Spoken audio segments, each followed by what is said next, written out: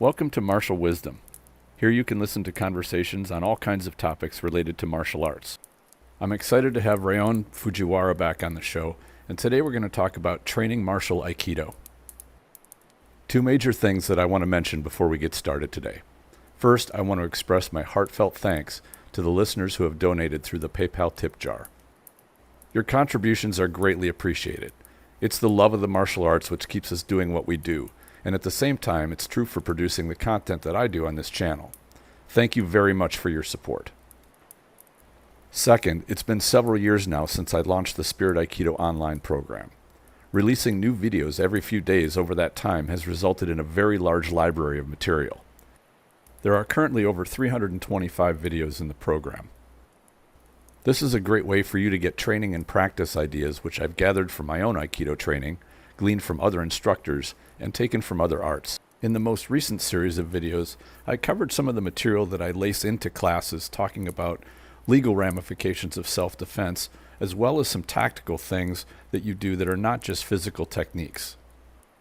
If you've been curious to see breakdowns of how I approach my Aikido on the mat, the videos in the Spirit Aikido online program are the best way to go.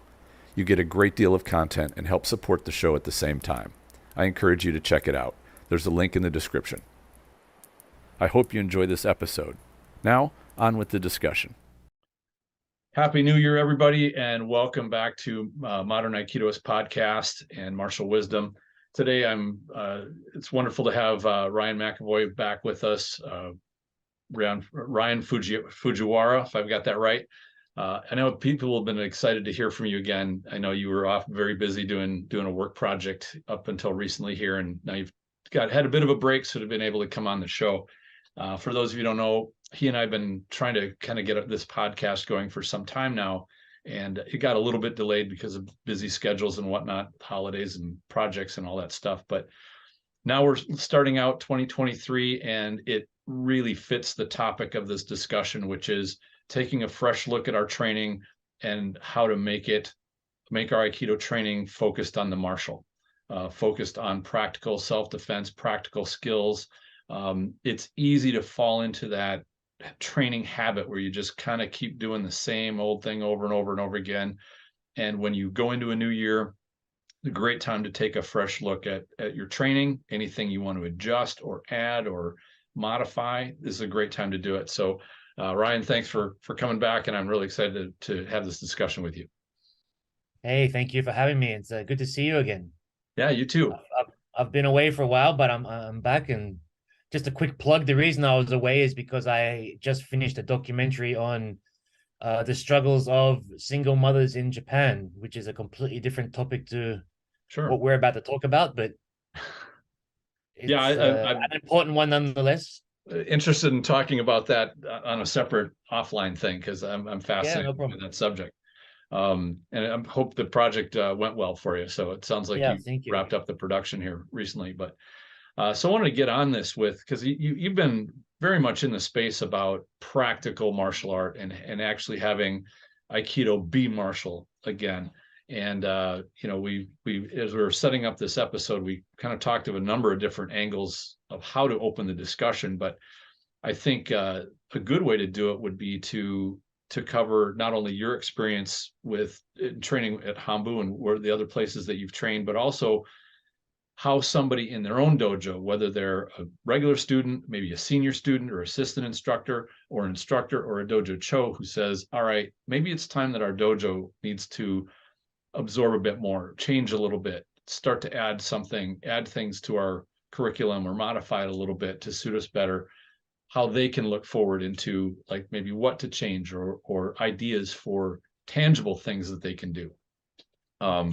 I don't know where we want to start with it, but I'll let you take the lead on a starting topic for that. I think the word that you just used, modify, is a really good word, because we don't need to change Aikido as a system. We need to modify our training, and these slight little modifications, they're not difficult. They're quite simple. We can get into that a little bit later about how we can modify it, but we only need to modify things a little bit. We don't need to reinvent the wheel. I mean, Aikido is a beautiful martial art that's lost its way a little bit, and with some slight modifications, really slight ones, I don't see why we can't take it back to where it belongs. As I said, it's lost its way. It's like a sheep in the grass who doesn't know how to get home. You know, But I've seen so many videos in the last year and a half where people have gone through and they've showed within things like martial competitions, you see Aikido techniques in there. Not just the form, but the function. Although it doesn't look as elegant and beautiful as it does in a demo form, it's there. And I totally agree with you that the heart of it, the beating heart of it, is still there. It's how we approach it that makes the difference between the aesthetically beautiful and the functional. I think one of the most common techniques I use when I spar in catch wrestling is kotegaeshi. But we as Aikido guys, we claim kotegaeshi, but other martial arts claim it as theirs too. Absolutely. Right? So I think using Aikido techniques, these are just the techniques that Aikido has brought into their little system. But at the end of the day, it's all jujutsu. It's all the same stuff. It's everywhere, wherever you look, it's there. It's just whether you're willing to look. And that's probably the first thing we could talk about as taking what's the word I just used? Changing your Aikido training a little bit is to start to learn how to look. You know, and I would add in there too, because this is the time of year for resolutions. Just have the resolution of stopping arguing ownership over techniques, period. Like, I just don't think there's really, yes, you can give credit to, say, for example, like hip throws. I'll give judo credit for having some of the best hip throws of any art, period. They definitely deserve the kudos for it, but it's not like there's any ownership over any technique. It's like a waste of mental energy to bicker over who owns a technique or what style or what art has possession. There isn't. Well, you've heard of a guy called John Danaher, right? He's that famous BJJ guy. Now he just put out a series of instructionals where he's actually doing catch wrestling techniques. Okay. Right now he's a BJJ guy and he's known for being on the ground and all that, but he's actually doing wrestling stuff. And I saw online some of the wrestling guys are like, well, how dare he do catch wrestling? And I was like, guys, this is as silly as some of the Aikido things I see online, where how dare you do this and who can do that? And it's, he's taken some of these things and he's adapted it to BJJ, and good luck to him. And if he's making a dime, he's making a dime. But at the end of the day, those techniques have been around since the beginning of mankind. As grappling was the original sport, grappling and boxing, they were the first things the ancient Greeks did back in the days of. There was a place called Aegon, and that's where the original MMA fights were, and that's why we have the word agony, because you would come back from Aegon with pain, and you're in agony. So these techniques are thousands of years old, and I wouldn't dare lay claim to any of them. One of the things that I've found interesting is that, and I feel this way about not only mostly principles, but also techniques, is that the more you see a particular one echoed in different arts, the more universally useful it is, and the more practical it is. And that's why I like my cross training so much. Not that I want to absorb everything that an art has, but I love their 10%, their top 10% bread and butter, like the stuff that is just, it works, it's reliable, high percentage. They've all got it. They've all got that 10%. That's just fantastic. Right. And the thing that we have to, that's a good point. And that reminds me about Aikido techniques. Now, I had a discussion with a young man yesterday, and he was talking about iriminage. And I said, why do we throw them? Right. And he said, oh, well, because it's in the syllabus. And I said, no. And I actually also had the very same discussion with a Hombu Dojo Uchideshi, a young boy, only 23 years old. And I told him, we do the nage, we do the iriminage because it's the nice Aikido at the end. But you have to learn the jutsu first. You have to learn the movements. You have to learn the technique. Now, the technique is irimi. Okay, now that we may be doing irimi to get in behind their back to take them down. We may be doing irimi to get in to choke them. We may be doing now, he was saying the young boy I was talking to yesterday was like, well, I teach, and he's teaching young children as well. And I'm teaching them to slap the mats. I said, okay, why do you teach them to slap the mats?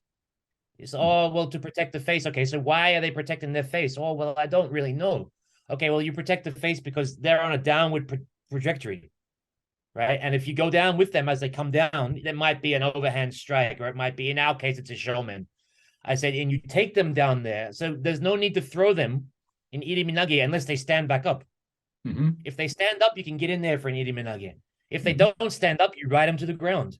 Right. And I think that little concept of why are we doing this is completely lost on Aikido at the moment, right? So these techniques that we're doing in Aikido, they seem to be, you just said the 10% bread and butter. These seem to be the other end. Mm-hmm. We seem to have forgotten why are we doing these techniques, and we're concentrating on these lovely, beautiful throws where we need to go back. This is the first point I think we should talk about regarding how we can tweak our training a little bit. Is why are we doing it? Why are we doing a kotegashi? Why are we doing an iriminage? Well, we need to break it down a little bit earlier. Mm-hmm. And it's not just the beautiful little nage part, right? The throw is not important. It's not important at all. It's how we get there. Mm-hmm. And I think that the first thing in our mindset is to change is the goal is not the end part. It's not the little cherry on top. Okay. It's how we get there. And if you want to do the nice little throw at the end, well, that's great. That's so that every old that's little lady that you might be training with, it's so she can take nice ukemi at the end. But mm-hmm. You know, you struck on something that as you discussed it, I think is an important thing, and that is the why. And I'm reminded of the Japanese culture, at least that I've learned of, which is that you never have the audacity to ask why. You never challenge an authority and by asking, well, why do you do this? And I think that's something where, while it shows respect not to challenge a senior necessarily by thinking, well, you don't know anything unless you can answer this question, but to not ask it means that you have students that don't understand why. If you have a bunch of people that don't understand why you're doing it, and you as the teacher or you as the guru, whatever you'd want to call them, assumes that everybody does because they just copy or do as they're told, but they don't get why they're doing it, then you have the gap that we need to build a bridge over, and that gap is understanding. Right. And I think I question if some teachers do know why. Right. And that's what those students become teachers. And when they don't understand as a student, then they don't understand as a teacher. And now the ones who did understand it, maybe they're gone. And now you have a ship without a rudder, and you're just going on a direction because nobody knows why. It's just, that's the way it was always done. And how do you improve as a teacher? Explaining why. Right. That's how you improve as a teacher, being able to explain. And this is getting over it's the same as learning a language. In learning a language, you have three kind of waves. You get to the first top of the first wave, and you start to understand what these people are saying in this new language. You go down, and it's fun in the next step. You start learning new words in a language, and then you get to the third wave, the middle of the second wave, and it's really hard to get up that slope to start to become fluent as a speaker. And then you go back down the second wave, and you're learning more difficult words. And then when you get to the top of the third wave of language, you're fluent. And that's how I found in my experience learning Japanese. It's the same with martial arts. And if you don't ask why, you're forever going to be stuck as a shodan. Shodans probably should start to think about why, but they should also be still focusing on muscle memory. But I think from a Nidan onwards, maybe it's because the grades have been watered down. I can say Nidan. In the earlier days, maybe Shodan was the level that you start asking why. But in modern day Aikido, maybe from about second Dan or so, you should be asking, why am I doing this? Why are my feet going this way? Why am I doing this when he's doing this? If he does this, how do I do this? Why? And I tell all my juniors when I train with them, why are you doing this? And a lot of them just go, Well, and I found that there's a direct link too with my own students and myself even, is when something goes wrong, you have to say, what just went wrong? What was I doing incorrect?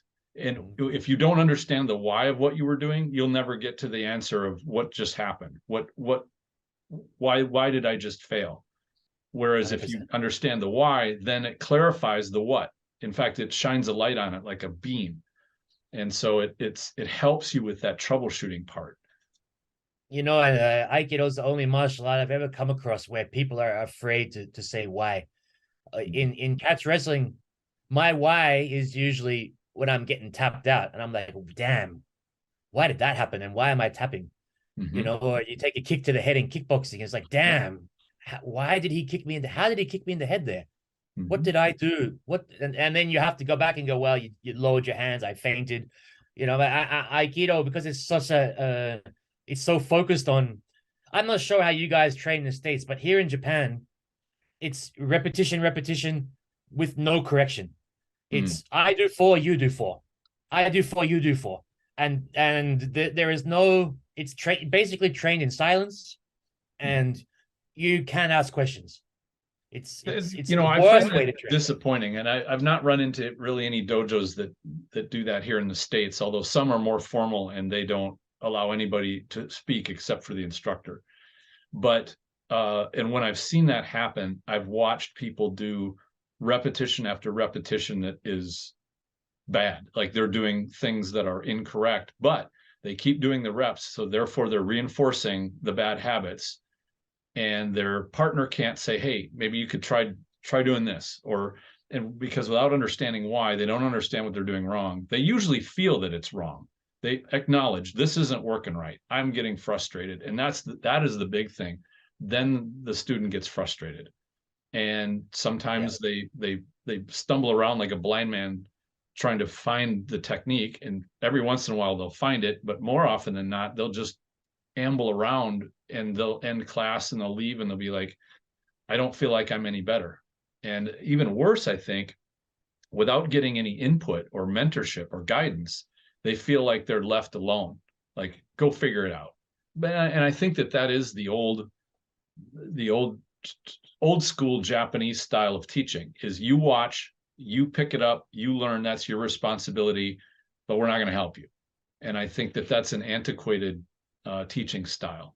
It's hard on students, and it works great when you've got a tremendously talented student that can sort it out. Like he can spot what needs to happen. But for the other 999 out of 1,000, they never really get any good, or it takes them forever, and they'll oftentimes have big holes and mistakes because they just kept repeating, doing their reps and reinforcing bad habits. And any coach will tell you it takes a lot longer to reform a bad habit into a good habit than it does to take somebody from brand new and say, let's start you the right way right from the get-go.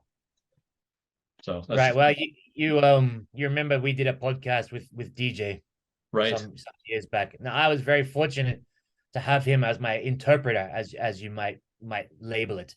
So as we were training, he would explain to me what Yokota Sensei was really saying. Well, he means this. Okay, and he would also explain to me in terms of, and it also in karate, it's this, because we both had done karate beforehand. So I was watching Yokota Sensei, but I was getting I had a little Babylon fish in my ear, right? And he was telling me, okay, well, it means this, and this is how you move your feet. And he was giving me the extra little feedback that, because it was a big class, Yokota Sensei couldn't give personally, because it's Hombu Dojo and he had to get around to different people. So I was quite lucky, and I try to do that myself. But I also find it's whether or not you want that Babel fish in your ear. A lot of people just want to take it out and drop it on the floor and just do their 1 hour of training and go home. Sure. Five or so years ago, I had a junior, and I had never spoken to this person at the time, and I met them in the car park of Hombu Dojo, another foreigner. And this person said to me, I'm enjoying my time here, but I have so many questions. I don't know who to ask. If I have questions, I don't think anyone's going to tell me. What do I do? And I just thought, all right, kid, come with me. And I took him under my wing for a good couple of years. And I know that they appreciated it. So it's important to have that little Babylon fish translator interpreter in your ear. Sure. And it's a fine line between stepping on the sensei's toes while he teaches. Mm-hmm. He or she teaches. You have to be careful of, you don't want to be the teacher of the class, Right. but it's also good to give feedback as you train. Yeah, I've found that the partners I like the most are the ones that can be forthright with me and explain what I'm doing wrong, offer me tips on, helping me get over that frustration point, or even perceiving it. Because a lot of people train, they're like, I'm just going to focus on what I want to do, and they're don't really have much thought of what their training partner is going through.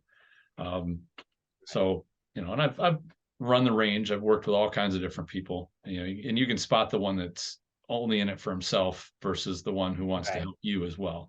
So I think there's room enough for both there, definitely on the mat. Yeah, for sure.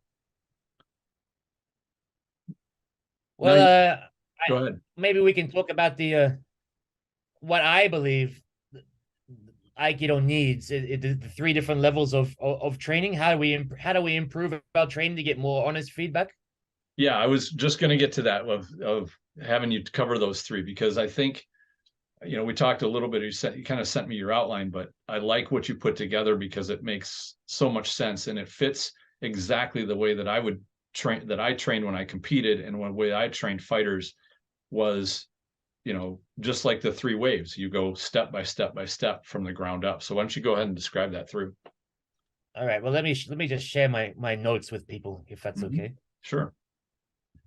So can you see the Word document? Yep. Okay. Right. So you got the three levels of training, and Aikido only does one of them. In the old days, I believe that they only ever did two of them. I don't ever believe that the third level was ever done in Aikido, and that's probably the difference between Judo and Aikido. Right. But we have this thing called, and if you look at karate, everyone knows the word kata. Kata in karate is the this. It's a pattern. It's a form. We do the same in Aikido. It's called kata geko. And the G in Japanese, anytime you see a G at the beginning of the word, it's changed from a K to make it sound easier. So kata is a kata, and keiko means to practice, right? So it's a practiced kata, and like it's a form, right? And it's a promise.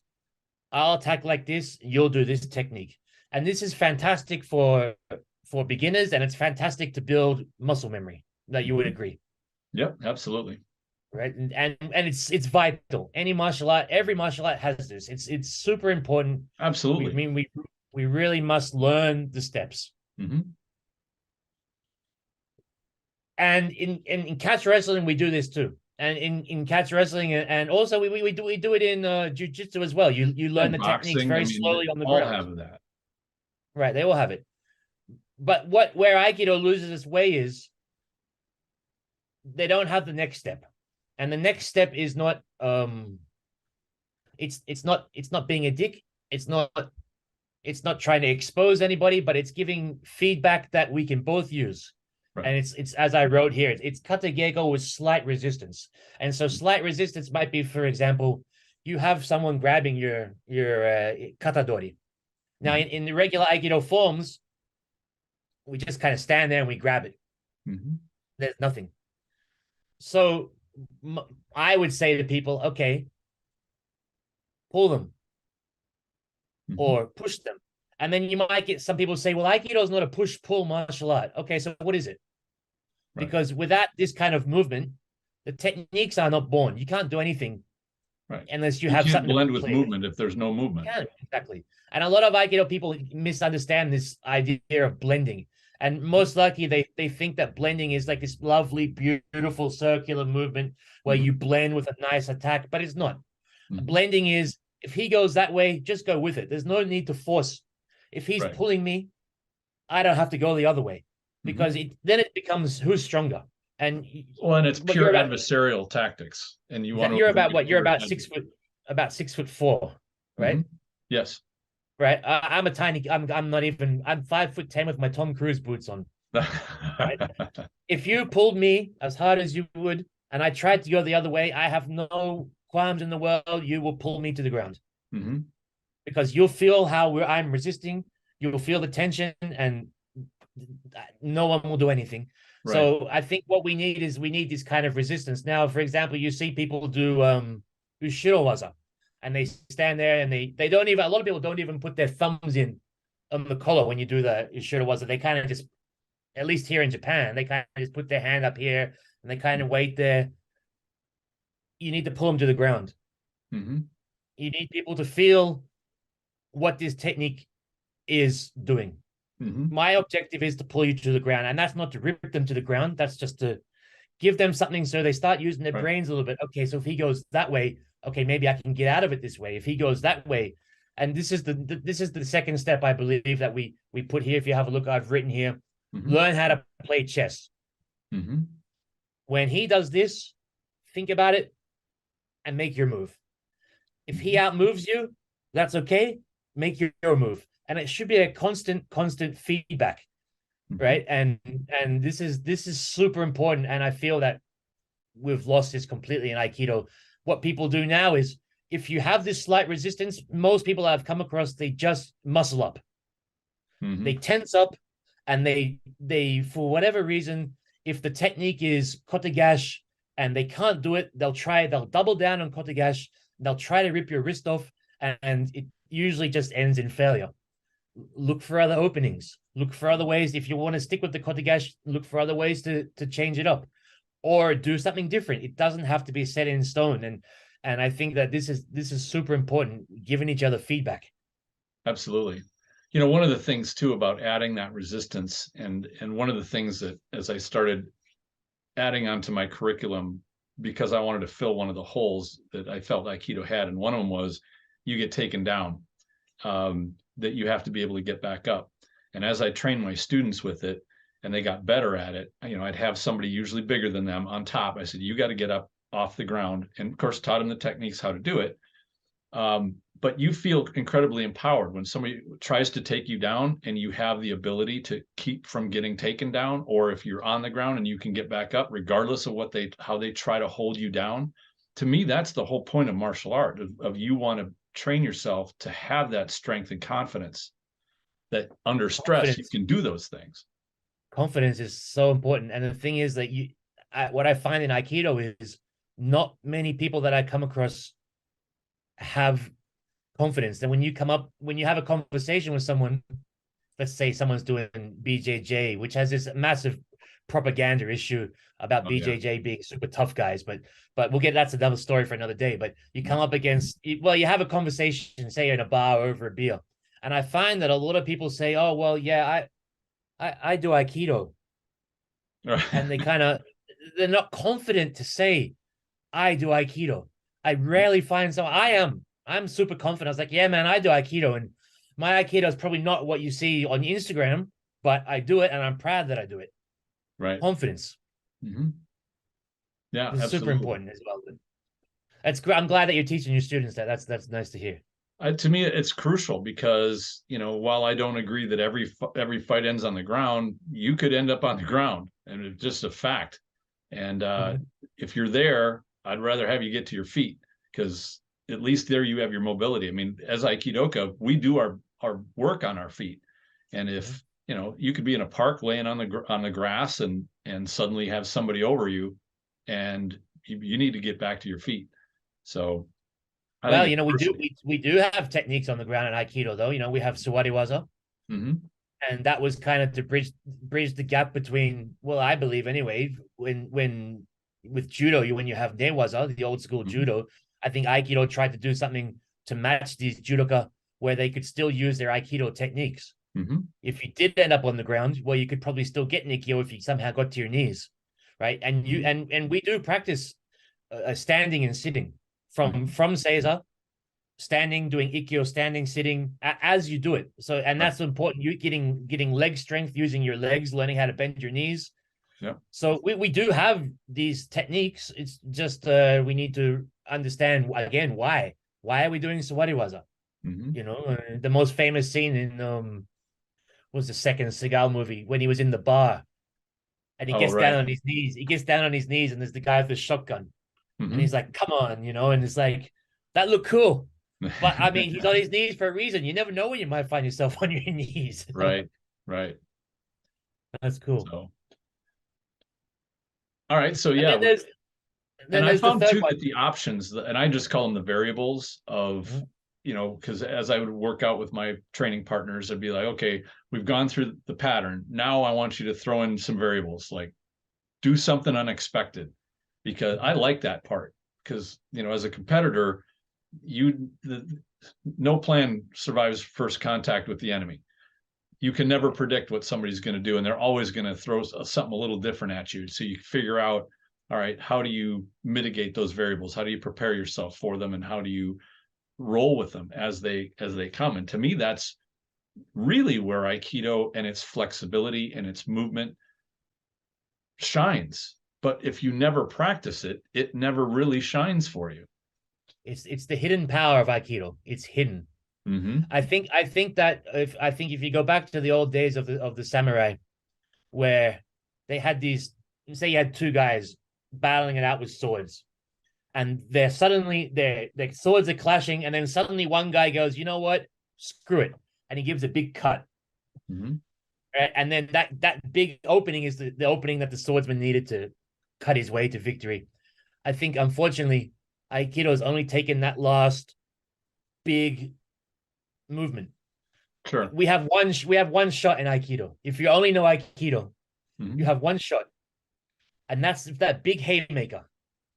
Right? I've been in my youth. I've been in a few scraps in bars before, and people do throw big haymakers, Oh, they do.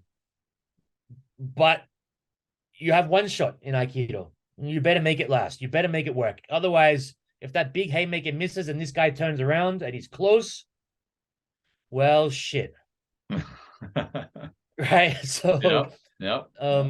how I train with my guys is, and we don't put any of this online, but what we do is we'll throw a yokomen, and I'll choose whether to enter or I'll choose whether to take a step back too much.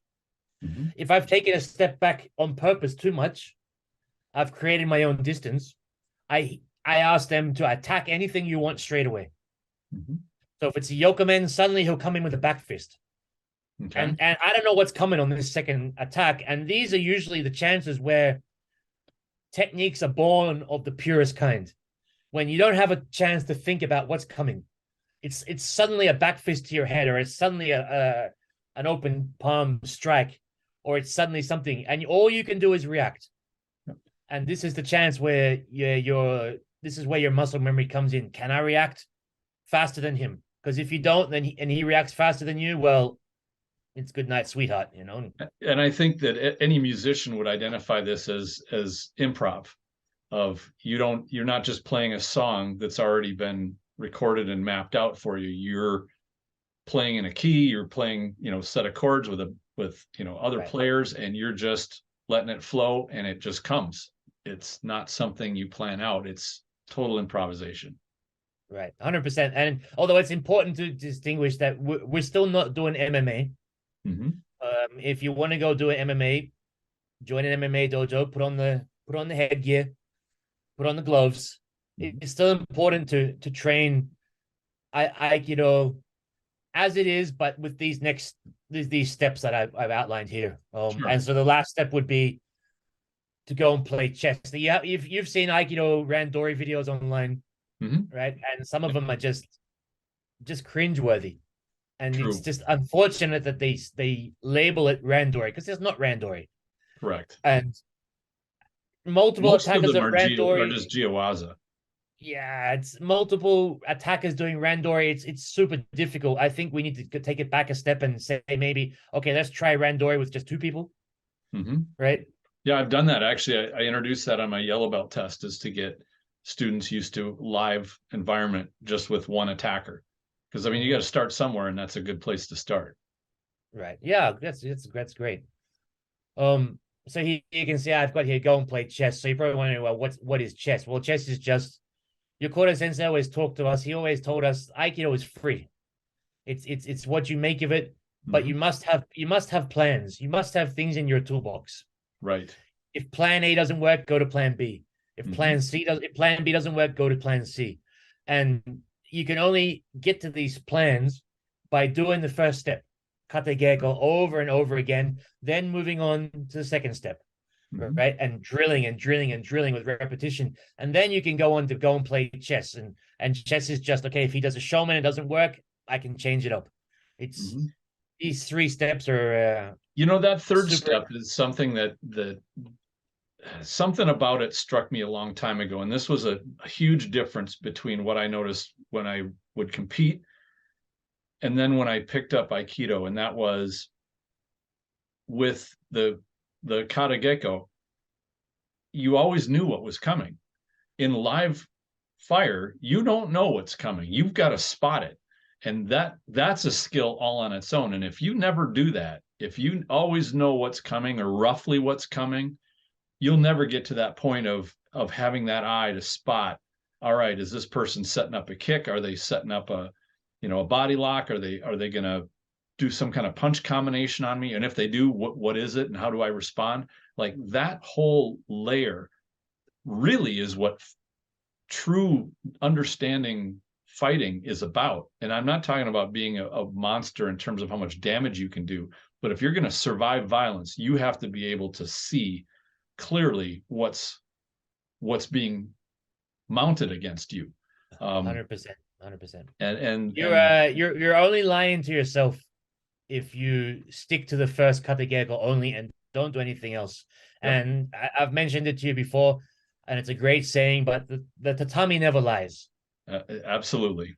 Right? You can lie to yourself, but the tatami will not lie. It will expose all holes that you have. I still find myself all the time getting, oh shit, I could have done that better. And that's because I train honestly and sincerely, and this is an important point as well. Mm-hmm. Yep, absolutely. And one of the things that I remember, one of the biggest shifts was because when I came up with an Aikido, we always did the yokomen that had the telegraph, the hand comes out, and what I noticed was as I would teach fighters to compete, one of the big questions was, what do I watch? Where are my eyes? What should they be looking for? And what I noticed with Aikido is that when you get this big telegraph, this hand is usually where the eye gets drawn, and it should not be looking at the hand. And so I shifted into, all right, watch the shoulders. Watch that triangle between the chin and the shoulders, because once you see where the shoulders are pivoting, that will tell you what is about to come, whether you don't see that hand or not. And for example, the overhand right that's often used to ambush people, or the haymaker, the hand will disappear. You'll see the shoulder swivel back, and then suddenly that hand comes flying out. But if you're looking for hands, because that's what you train to do over and over and over again, and you don't see it, you won't see the important part, which is the shoulder. So right. It integrates with what your eyes are doing and what you're really watching for those tells. Well, I played basketball for a very long time growing up, and it's very similar to martial arts. Absolutely. And we're always taught on defense. Don't watch the head. Don't watch their feet. Don't watch anything else. Watch the little triangle from the solar plexus to the top here, because you'll never get faked out on defense. It's the same for martial arts. Absolutely. It's probably a very good segue into how I've talked absolutely.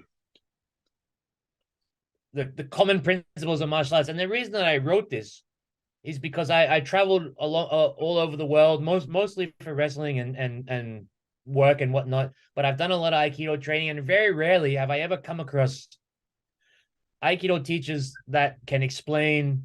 I'm not trying to put anyone down, by the way. It's not their fault that they don't explain it. It's mostly just because it seems to be these principles are forgotten. And you can see here that, every martial arts has common principles. I believe these are the most common. Whether or not you know them subconsciously or you make an effort to teach them, I think as long as your students are getting this information, that's all that's really important. And it's, especially for Westerners like ourselves, it's not super important to learn the Japanese, but it is important to relay the principles to the students. And so you were just talking about eye contact, right? How to not get faked out by these big. Right. And that comes down to Metsuke. And Metsuke is, as I've written here, it's literally me means eyes, and skeru means to attach to something, right? So you're Right. attaching the eyes. So Mm-hmm. there are two levels to looking, and I really believe that even in Aikido, we haven't even got past the basic first level, which is I've written it here, ken no me, and we've heard this in all kinds of mediums, not just martial arts, but eyes are the windows to the soul. Mm-hmm. Your intentions are they're written in your eyes. Mm-hmm. And it's important not to get stuck looking at somebody's eyes, because you'll get faked out Right. straight away. So Mm-hmm. I always teach everybody to just kind of see the bigger picture here, Mm-hmm. and kind of to look through them. You right? know, I just want to jump in with something that Mhm. that I find we were talking about this a little bit before we cut in, but I've noticed it about how some practitioners, especially senior instructors, like the more experience they get, their eyes are floating around elsewhere. They're looking somewhere else in the room, like they're not even looking at an uke. And that always bugs me for two reasons. One is, if you're not looking at them, you don't know what they're doing. They could throw you a surprise and you would never even see it. The second is, and this is with just a natural physiological response to a threat, is you will look at it. Like if you are walking down the street and a dog starts angrily barking at you, you'll turn and you'll look right at it. Like that's an instinct you cannot just rewire, and you shouldn't. 100%. It's meant to keep you alive. So I can't tell you how many times I've said to people when they're throwing, "Why are you looking over at the wall? mm-hmm. Are you thinking about your dinner? Are you thinking about what you're going to cook? Are you thinking about what happened today at work?" Yep. And I mean, thinking about if you've had a rough day at work, sometimes it does play on your mind. Right. But that means you're not switched on, Mm-hmm. right? The dojo is the best place to put everything that's happened during the day behind you, have a good solid hour of focus, and stop looking at the walls. And it's a big pet hate of mine too. Yeah. And I mean, I get that you shouldn't have tunnel vision. You don't want to have that, but you don't want to put your attacker in your own blind spot on purpose. Like to me, that would be foolish. Well, this is the next step in advancing our, as I've written here, advancing our level of Metsuke, and that's to learn how to do the technique whilst looking at your guy, but peripheral vision Keeping as your well. peripheral open. That is a very high level skill. It is high level and it is super hard, but the only way to do it is to go back to our 3 steps here and learn how to incorporate all 3 steps into our training. It's the Absolutely. only way. Yep. Totally agree. These are super important. So mm-hmm. you can see here, we talked about that. If you look at his feet, you can't see his hands. If you look at his hands, you can't see his feet. So important, super important to see the big picture. Right. And a lot of people struggle with it, especially beginners. So I tell them to look through mm-hmm. them, and that helps them to see the peripheral. Sure. Other common principles, like here, footwork. In karate, I grew up with karate. Footwork was so important. We were drilled on footwork. Mm-hmm. Footwork. You see a lot of people in videos that we'll show a little bit later with massive wide stances. Mm-hmm. And narrow stances. And it's like, well, there's an ashibara, a foot sweep, and it's super important to be lying your feet on the balls of your feet, ready to react, as we talked about, ready to react to whatever uke is going to do. Mm-hmm. A couple of years ago, I actually picked up some agility ladders and had my students use those because I found that it was easy for them to learn to pick up, especially their back foot. It's easy to drag the back foot, things like that. Talking about a rope ladder. I even had once we did it for, worked on them for a couple of months and then kind of put them away, and had a student come back and said, I really want to do that again, because boy, it really helped my footwork out a lot. And I mean, we're building, all martial arts build from the ground up. So if your footwork is bad, there's no amount of upper body work that's going to make up for that. Just it won't. If you have 2 left feet, sometimes you're born with 2 left feet, and that's okay. Mm-hmm. Why is Aikido the only martial art that I've come across, at least, that doesn't do these extracurricular things, right? You can't just go to school for a few hours a day, or you can't just do one class at school for 1 hour a day and expect to ace the exam. Mm-hmm. Right? extracurricular things. Skipping rope helps. Yep. You know, doing these you're talking about rope ladders, I assume. Yeah, agility ladder. Yeah, it's Right. like Yeah. a They're brilliant. football players They're use brilliant. them, and all kinds of different people use Yeah. them. Yeah, Yeah, I have one as well. I use it all the time. They're brilliant. yeah. And the thing is, people have good intentions when they teach children. And so you see these kind of rope ladders come out in children's classes a lot, Mm-hmm. right? Because because children need to have these real basics developed early on, Mm-hmm. get good footwork, you know, and hand-eye contact coordination and stuff. Why are we throwing that out when it comes to teaching adults? It's always been it's always miffed me. I've always, you know, it's just always been another pet hate. Why are we skipping over our bread and butter? That's it. So, well, cool. Yeah, Right. The next, and as we just go on. to kind of back up a little bit or look at it from the top, these are all ideas for things to look at yourself and take stock of in the beginning of the new year, and to ideas for how you can look at improving your own art. And one of the hardest things to do is to spot your own deficiencies and to bring them on and say, you know what, I really suck at this, or this is something that is just not acceptable, that my low level of skill with this, or that I struggle with it. And especially as martial artists get more advanced and more experienced, the ego doesn't want to let you accept you've got holes, that you've got deficiencies, and it wants to say, well, I'm a black belt. I know what I'm doing. I'm highly skilled, and you do have some things you're probably very good at, but you're not done until you fill the holes and you acknowledge them. And this is a time to sort of take stock in those. Okay, what can I do that's going to really sharpen this up?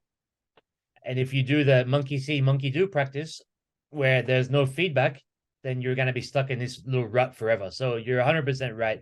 Yeah. We need to always be checking ourselves. Mm-hmm. And in my opinion, in a good dojo culture, you'll have students checking each other and helping each other along, because that's a mutual support system. And it's sad if they're utterly silent and letting each other kind of suck without any input. Yeah, it's unfortunate. And I mean, I don't want to speak too illy of where I train, but even after class, when I try to do some things with my juniors, like, okay, why don't you try this? I still feel piercing eyes on me. Mm-hmm. Like, what's this guy doing? How dare he? I feel that all the time. So I almost basically gave up doing things after class. Unfortunately, that's too bad. Yeah, we need to build an environment where we can foster good relationships and good martial technique. You know, a good dojo environment to me has students tripping over themselves to come back to the next class, and they're eager for the nourishment they get there, and they should never leave feeling like they were all alone, or they're just left to figure it out by themselves, or exactly. Any question that you have, you just be eager to ask it, be eager to find the answer. Absolutely. All right, well, let's continue on.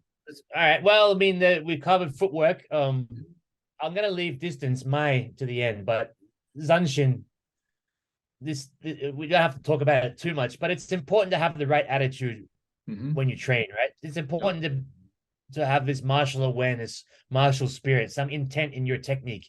You can't just go around looking like a zombie doing the technique just for the sake of doing it. And there's not much I can really talk about it here. It's not really a talking thing. It's more of it's teacher's job. It's a sensei's job. My teacher, actually, when I was coming up in Australia, he was from Liverpool in England, and he would always say, "Come on, lads, keep the kettle boiling."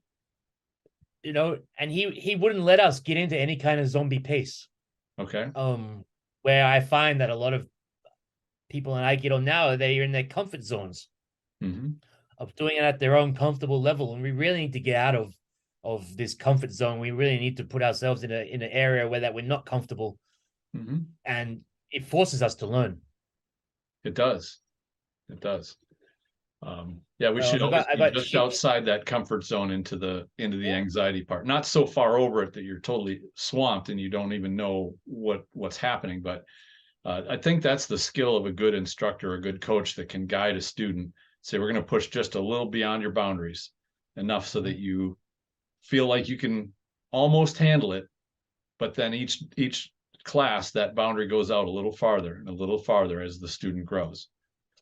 This is where we come on to the learning the languages in the 3 waves, because then when you do that, if you're a good teacher and you can push them a little bit and they overcome it, they feel so good about themselves. I know that's how I felt. I felt so good.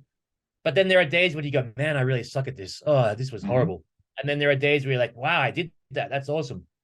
Well, and you can compare it to a very simple analogy of, somebody decides, you know what, I'm weak. I need to get in shape. I'm going to start doing some push-ups. The first day they do push-ups, they're lucky to get out 10 of them or 15. And they go, oh my God, I'm sore. Well, have them do that. And within a couple of months, they'll be doing 50, 100, 150 and just banging them out. I mean, you get stronger because you push yourself that way. Yeah, the human body it's an incredible, and the human mind, it's an incredible tool.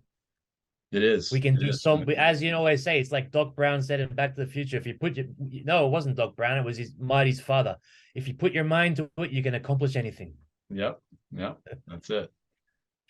So anyway, I've got Shisei, which is posture. It's important not to be sloppy. And who checks posture? Well, it's hard to check your own posture, so you need the feedback from the teacher. You think about why is a wrestler so humped over and so down? It's because probably he's practicing within a rule set, right? And mostly in wrestling, the rule set is takedown and pins. That's why he's humped over. In our catch wrestling, if I see someone humped over, I immediately close the distance because I pretty much know what they're gonna do. If someone's bent over like this as a wrestler, I know pretty much they're shooting in. They're shooting in. So if I kind of realized, well, if I close that distance, this is why I wanted to leave my distance to last. But if I close that distance, probably it's a little bit harder for him to take me down. So I believe it's important to have a nice, good, solid posture. Yep, absolutely. And you're right. You can see different postures based on the art that they're being used for. And there's a reason why, for example, boxers have got a pretty upright posture because they're not worried about somebody doing a leg takedown on them. Or kicking them in the thighs and breaking their leg or something. Right, exactly. And it's why the BJJ guys, why the BJJ guys sit on the ground as soon as they do their little tap when they start the sparring, they sit on the ground. Yeah.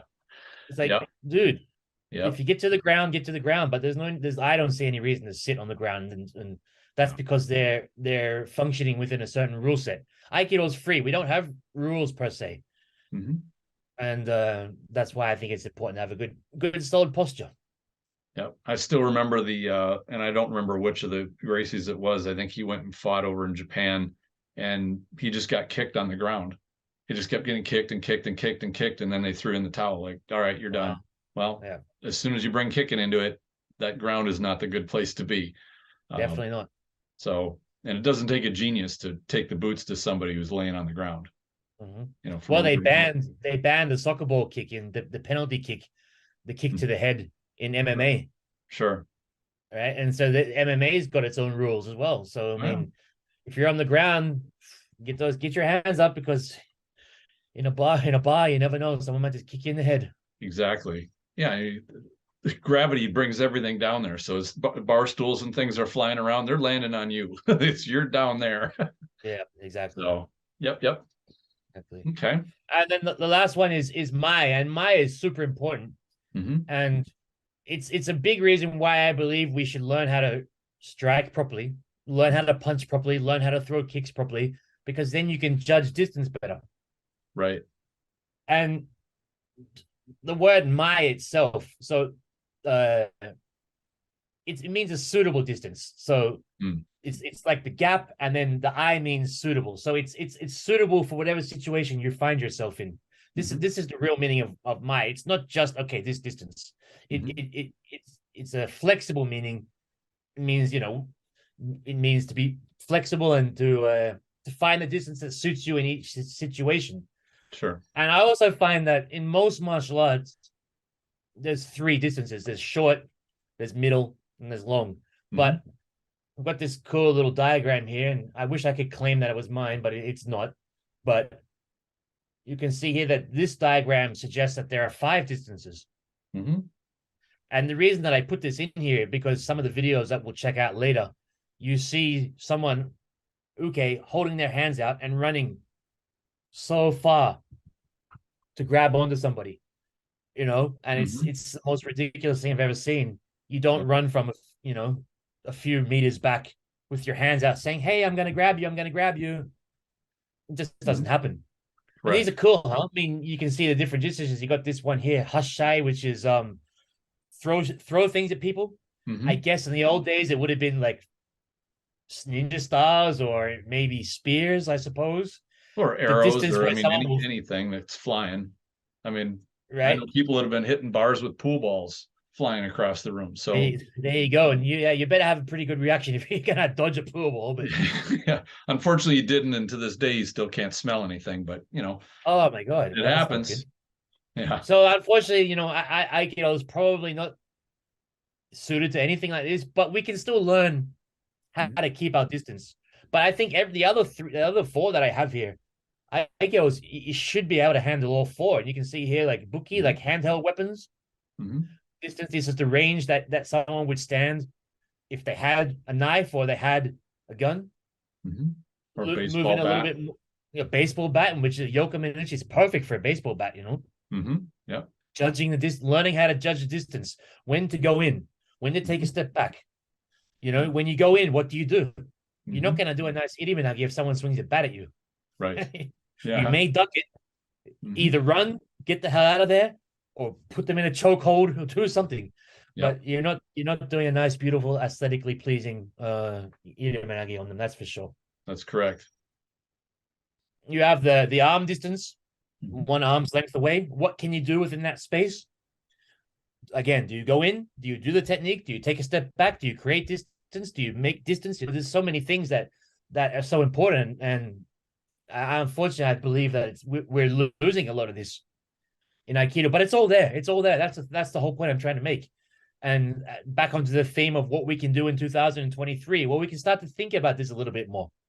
And then there's the kakuto, which is the close range stuff. And I've always said that judo is the complementary short form of Aikido, and Aikido is the complementary long form of judo.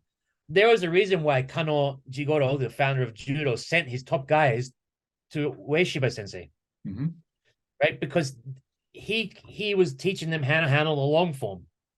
Sure. Yeah, that makes sense. Right. This diagram is perfect. I don't even really need to explain it.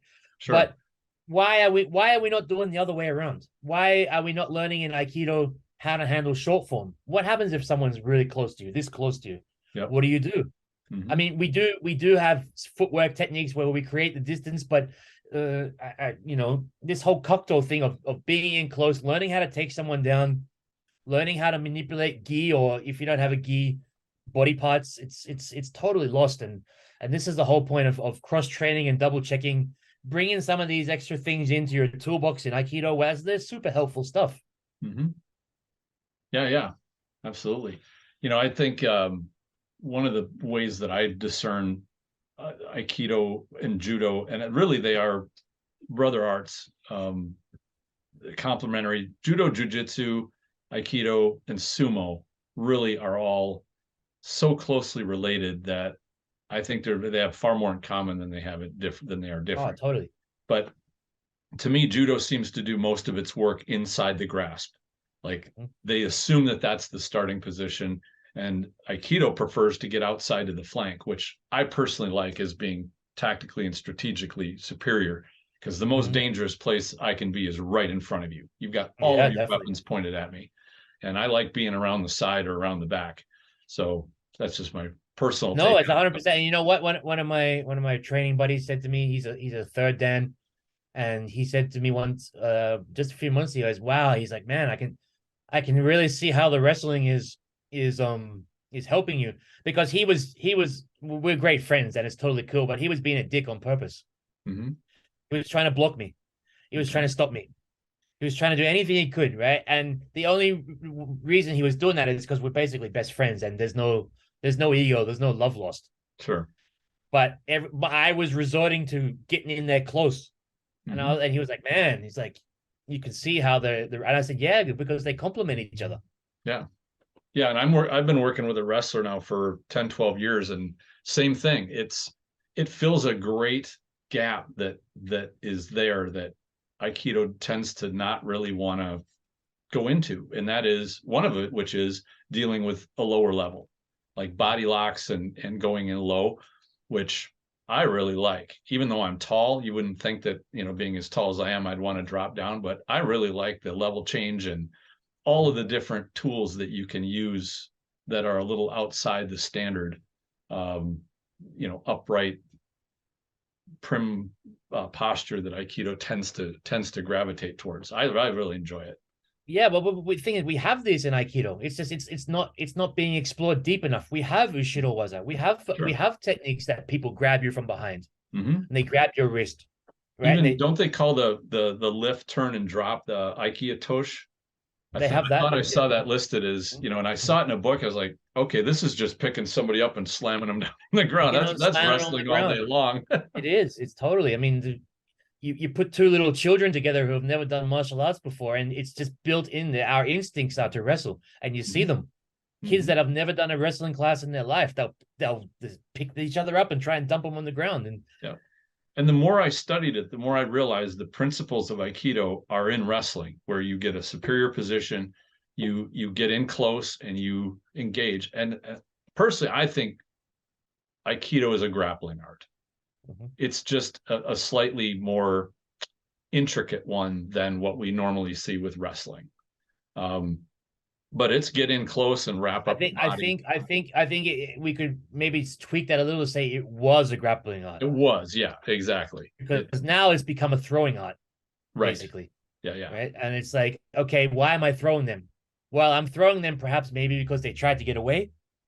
I've for example, I had someone locked up the other day, and I had his arm locked up on my shoulder, and then I threw him. Right, and then when it was my turn to attack him, he just went straight for the throw. And I said, dude, learn the jutsu first. Learn the jujutsu. Lock me up. So I had my arm up I said, lock my arm up and then do the throw. And I think people are trying to skip over that step, that the jutsu step, and just going for the nice throw. And it's so common to go speeding past the setup to want to get to the finish. And that's, to me, the devil's in the setup. If you set something up, the finish is easy. In fact, it almost does itself.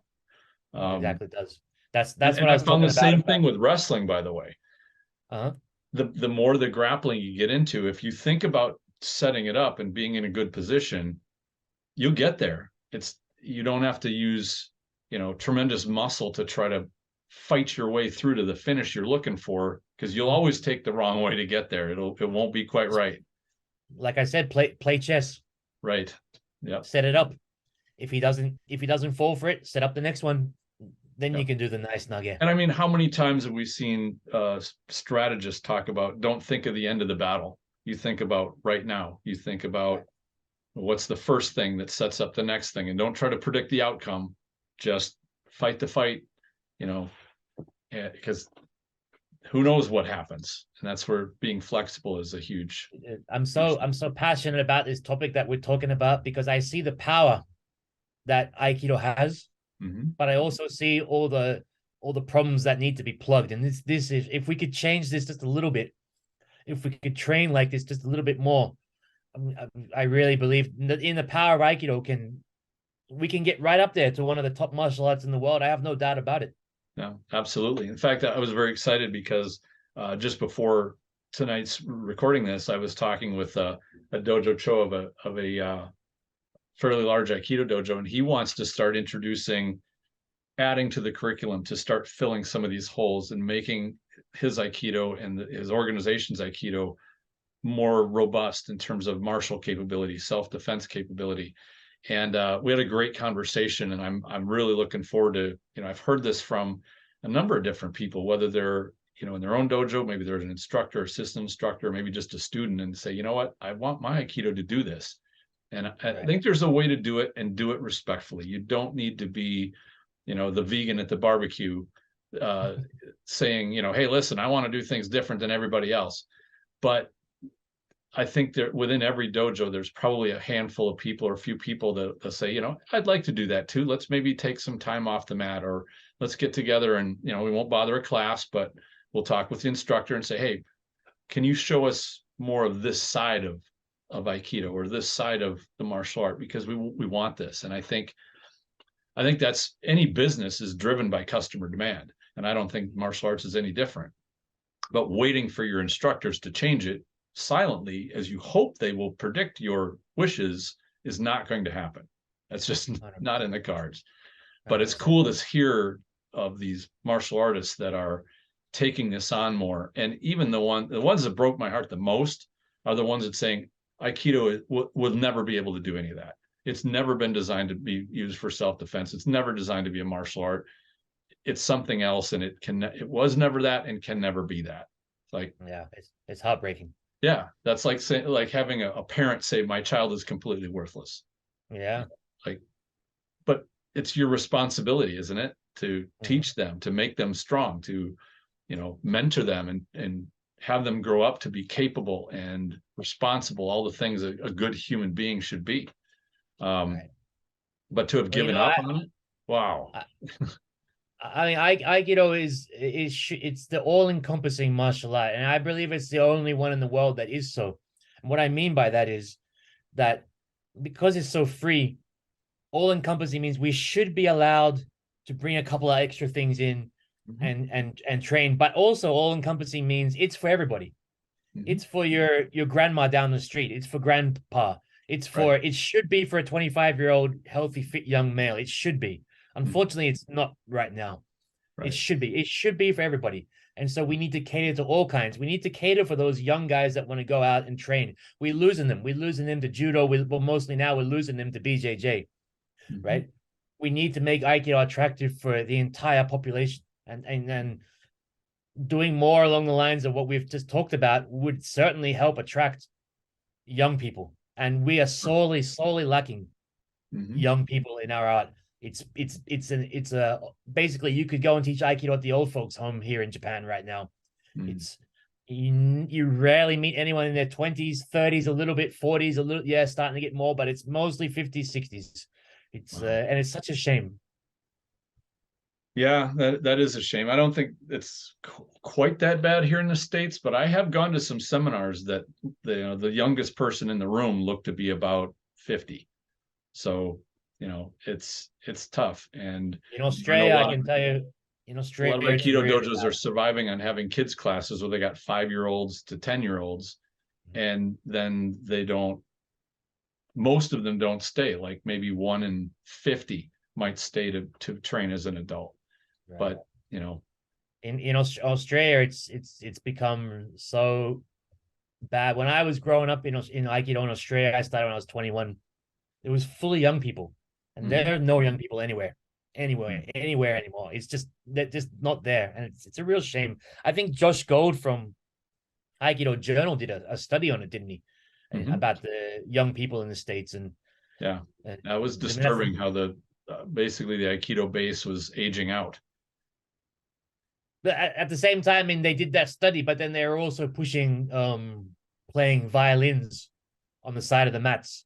Oh, yeah. As well. So, I mean, you know, I think a lot of businesses go through that. I mean, didn't McDonald's do that when back in the day, they wanted to do sushi and they wanted to have all these other different things at their restaurants, and they found it was a failure, because when you try to appeal to everybody, you really appeal to nobody. Right. And that's a pretty good saying. Yeah. You know, but I agree with you. I think, you know, in looking at judo, because I've trained judo as well, and I like wrestling, but you know, once you're out of high school or college, there really isn't access to wrestling anymore. But judo's a young person's sport, almost. They both are, and I'm sad because of that. I mean, yes, there are judoka who train. You know, you can at least access judo training as an adult. But wrestling tends to be so hard that only young bodies can really hold up to it. And I do think Aikido has that feature of being able to be trained all the way through somebody's adulthood. You don't have to limit it because you're not 25 or under. your bones are still kind of half rubber and you can heal real quick. Yeah, well, that's the great thing about it. I mean, you can do all those hard martial arts when you're younger, then you can come to Aikido when you're a little bit older if you want. But it should have that range of kids right through to when you're on your deathbed. Right. Right? Well, It and should have that drifting range. away, I think one of the things that has turned off the all the way up to about 35 years old is the lack of vigor and the lack of martial integrity. And I think if there was a blessing for kind of the age that martial arts went through from UFC 1 until now, is the average audience has gotten a little bit more sophisticated. They're not reading ads in the back of comic books to get, Count Dante's course and how to be the deadliest man alive. That stuff is Can I plug my blog for a second, because I wrote Sure. about that exact topic.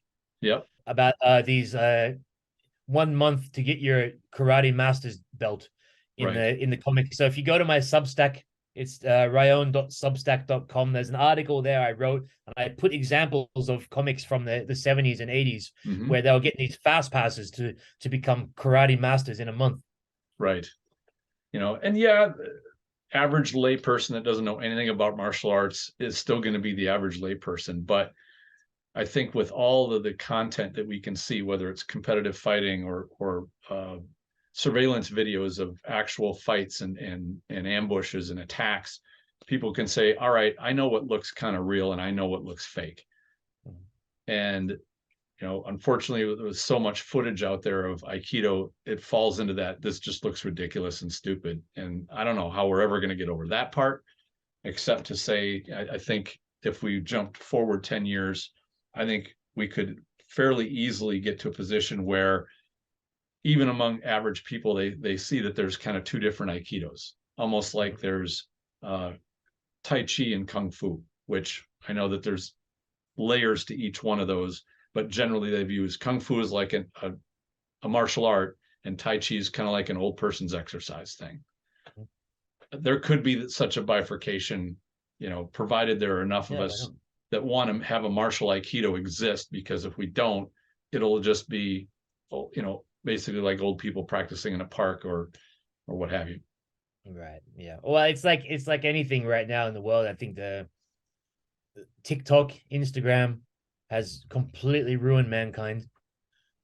We're not built as humans to be exposed to wide audiences. We're people from villages, and so now you have all these people that are desperate to have millions of views or millions of likes.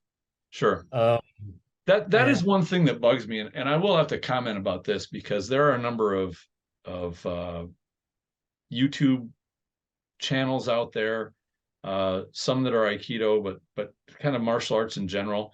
What I realized about YouTube a couple of years ago was that it's an entertainment platform. It's not an education platform. Yes, you can get pretty well educated on it, but if you're chasing clicks, you're going to basically be a clown. You're going to be somebody who's chasing a popularity, and you're not going to have anything really to do with doing the hard work that it takes to be a good martial artist. And 100%. it's kind of sad that way, but it's very rewarding getting those. I get 5,000, 10,000, 50,000, 100,000 followers, but when you're running around in clodhoppers and a clown nose, I have no interest in that type of appeal. Me either. And that's why I have a YouTube channel. That's why you'll see that I never put any regular Aikido stuff up there. Sure. Because I'm not interested in that. I just my videos are more, and they're very few and far between, maybe 3 or 4 per year. But it's just, how can we add a little bit of this into Aikido? Mostly is how I look at it.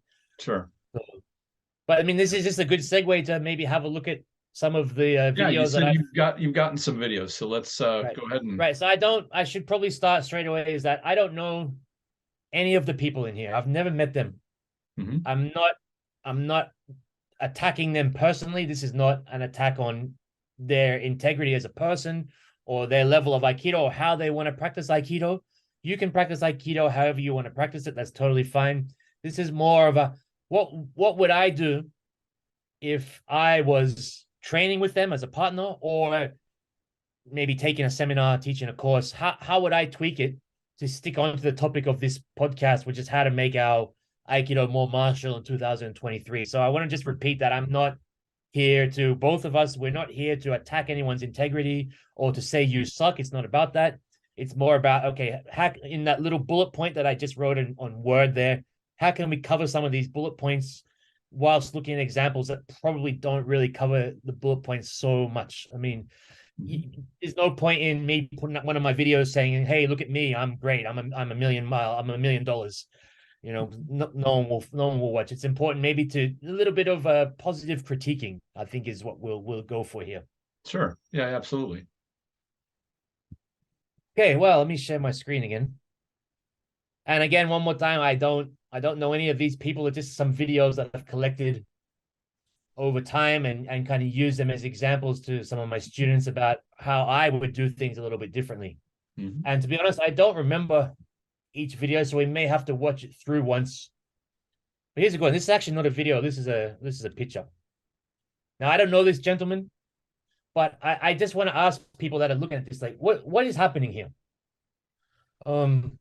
This might be good for the first step, kategeko. But look at what's happening here. You have Uke. I'm not really sure what he's doing. He's trying his dearest to hold on, but he's just keeping his hands there. How can you get critical feedback if your waza is working if he's not trying to do something? The other guy here is looking off to the side with one of our pet hates. That's, if you want to do that, that's fine. I personally wouldn't do it. I don't know. What do you there's think? One thing that strikes me about this position is that if Uke, and I assume the gentleman on the left is Uke because he's grabbing, Right.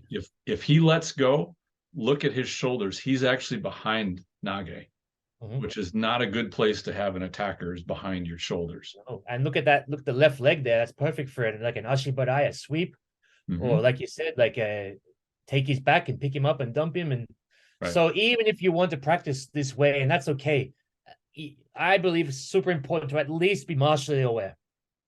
I'm martially aware of the guy that's holding onto your wrist. And that's pretty much so. Here's another thing too, that which goes on. How many times have we grabbed somebody's wrist and they've turned their forearm in such a way that you're holding on by like your finger and thumb, like you have no grasp. I see that that's the grasp that he has with the Uke's with his left hand. So as soon as you get that, instinctually you want to let go because you know you can't hold on to them. Right. Exactly. Yeah. Any normal person would just be like, screw this. I'm not going to try to hold on to this. I can't. Right. So bringing it in here is super dangerous because that's just inviting the guy to say, "Hey, thank you," and he lets go. Yeah. So, like, again, it's not a personal critique on this guy, but it's maybe to be a little bit more martial is when someone grabs your wrist, feel what he's trying to do. Is he one fundamental that I've found of basically all hopology, really, and of all combat, regardless of whether it's, militaries or whatever, you want to be facing your opponent. And right there, he's turned away and he's facing away from his opponent, even with his attacker behind him, which is like two fundamentals that are kind of don't ever show your back. Yeah. Don't ever show your back in any martial art. That's just super important. Yeah. Right. We'll move on. Sure. So again, I don't know what this is going to be. So let's watch it first once.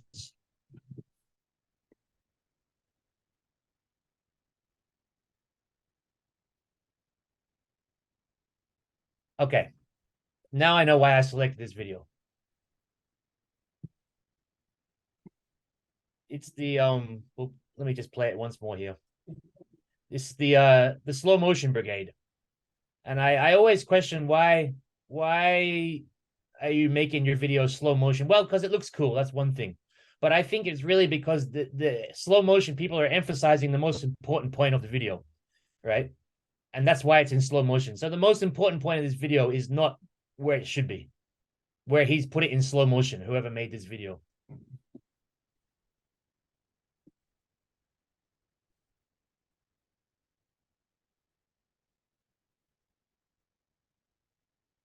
Right. So when I see, this is what I see. I see an elderly gentleman who actually has a bit of spirit in him. You can see his face is red. It looks like he's been training hard. And he's if you look at the way that he's grabbing with intent. See his eyes here. His eyes are focused on the grab. This is really good. I have no problems with Uke at the moment. Perhaps he's a bit telegraphing it a little bit because he's grabbing from so far behind, but well, that's nitpicking. I would say what probably struck the reason I saved this video is what's going on right here.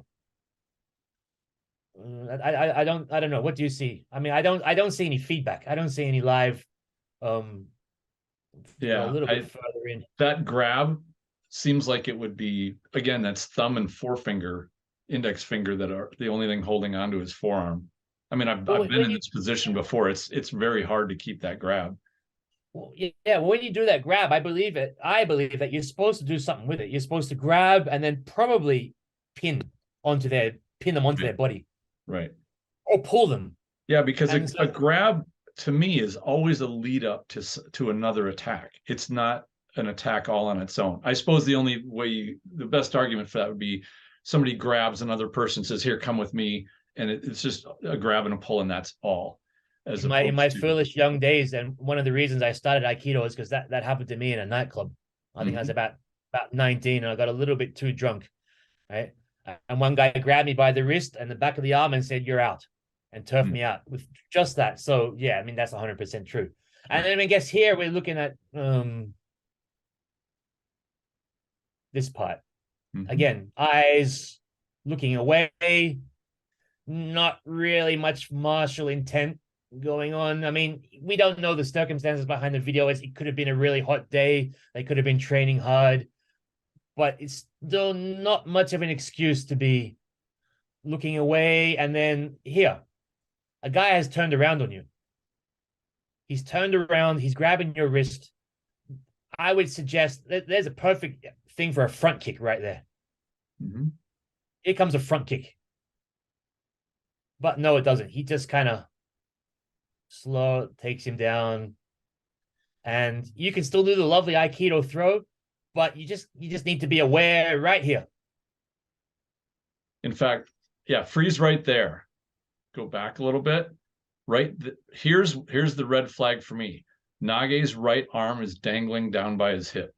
As Uke comes around, his face is right wide open, and watch Uke's free hand. Yeah, look at that. That left hand is open, right? That could easily pop him in the face or have a finger in the eye.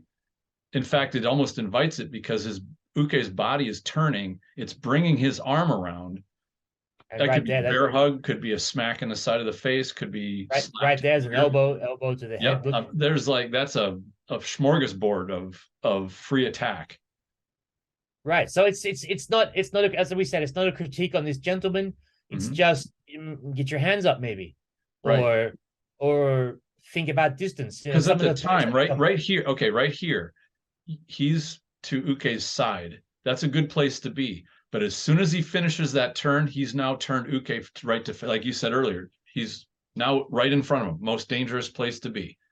Right. And like you said, it could have been a kick that came around, just a flailing arm. If Uke would have had a little bit more forward, like added a little bit of energy to that turn, he could have just tackled Nage as he came around that turn. You have to give props to Uke though. I mean, he moves quite well for an elder. Oh yeah, and he's got some great ukemi. Look at that. Yeah, that's great. Yeah. So, what else have I got here? What's this one?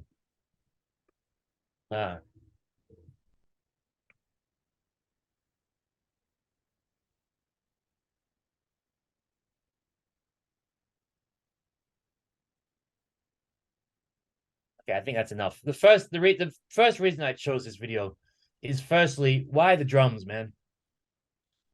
The drums are. Oh, I don't hear any drums.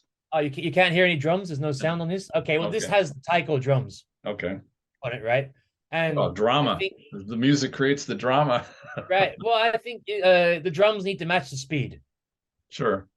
Okay, and this is going super slow. So anyway, enough of that. So what's going on here? Let's have a look. What's going on here? Okay, I well, see he's a got his lot of hand up. shoulder tension. Yeah, he's got his hand up, but he's relying on Uke holding on for dear life. Right. That's one thing too that I found that you kind of need to train ukes to do, which is to give up their own posture before they give up their grip. Brand new people that come in, they'll let their grip get lost before they'll let their body tip over, forward, sideways, backward, whatever. Yeah, I wonder. I think this is more of skipping over the jutsu, the martial part of it, and just going for the end, the Aikido Indo. Sure. Why are we putting our hand here? What does that mean? Well, it was a choke, right? Or it was maybe a takedown. It was, but now it's just kind of like, well, he's just kind of trying to snake his hand in there and get some kind of funky kazushi. Sure. I don't know, man. I mean, this guy is he's large kind of gentleman. I wouldn't have any confidence in being able to maneuver. That's the one thing I found with guys that are bigger, heavier, that they tend to have more muscle just because they work out just by moving around. They don't give up their posture very easily. Yeah, this gentleman's given up his balance quite easily and nicely. Yeah. I mean, yep. As an exercise, sure, it's probably good for developing leg muscles and strengthening your back perhaps. Well, I just hope that they realize what Itami. That's why I chose that one, just so they realize what Itami is. And it's not where look at the eyes. It's not looking down at the wrist here. Both of them are both looking at the one point. This is kind of an escape from the points that I mentioned earlier. Sure. I wouldn't have both guys looking at one spot, but anyway, that's. What do you think? Yeah. Well, yeah, it's the looking down at the hands, I think is an artifact of when you're a beginner and you're like, okay, what just grabbed me and what do I need to do with my hands? You were watching your instructor's hands do Nikyo or whatever it is he's going to do, and you just get in the habit of looking at the hands, which you don't need to do once you start to know the feeling of the motion. Your eyes should be on up in the shoulder area, chin, not and watching the body and everything else, not looking down at the hand. Right. Yeah, good for beginners. It's habits that get worn in as you go from beginner to intermediate, and then if you don't ever break away from them, you just keep having them. Keep on with it. Right. So again, keeping on the theme of how can we improve in the new year and trying to break some of these habits. Absolutely. All right. So what have I got here? What's this next one? Oh.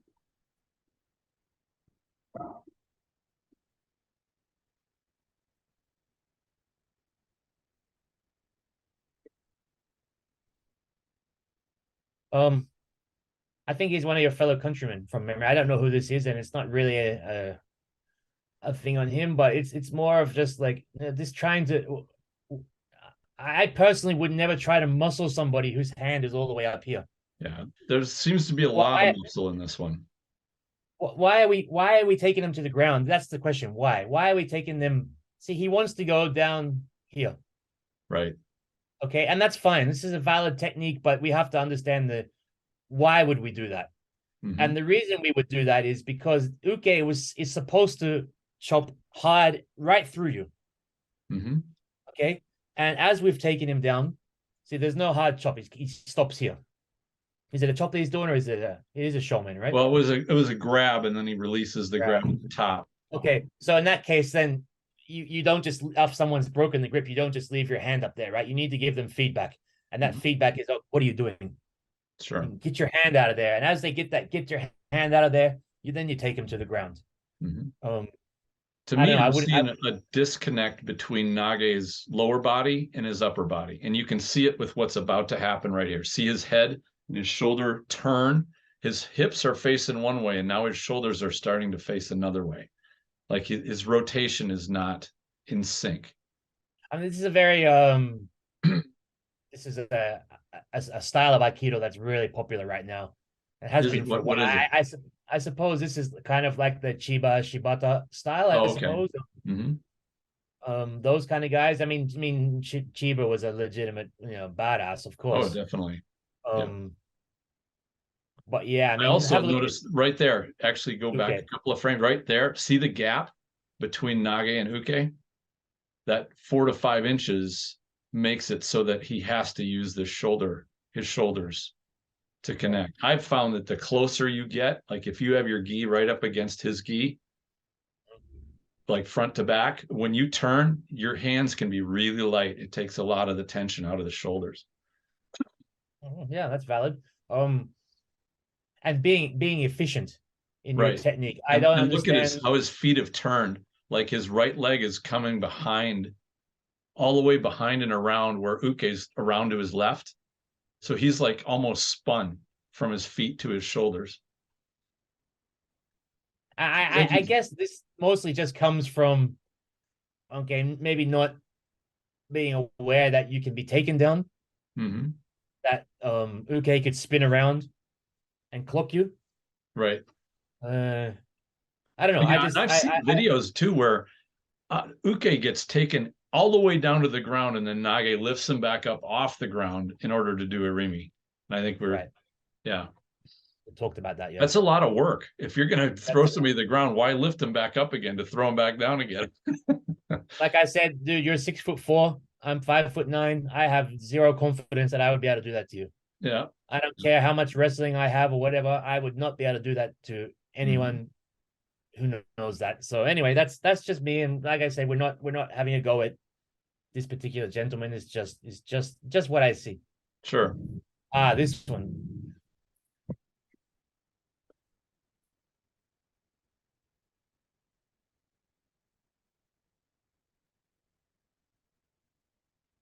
These guys are somewhat like famous. that he ends this throw with his legs, not just throwing his shoulders forward. But there's so much setup in there that he's kind of fiddling with.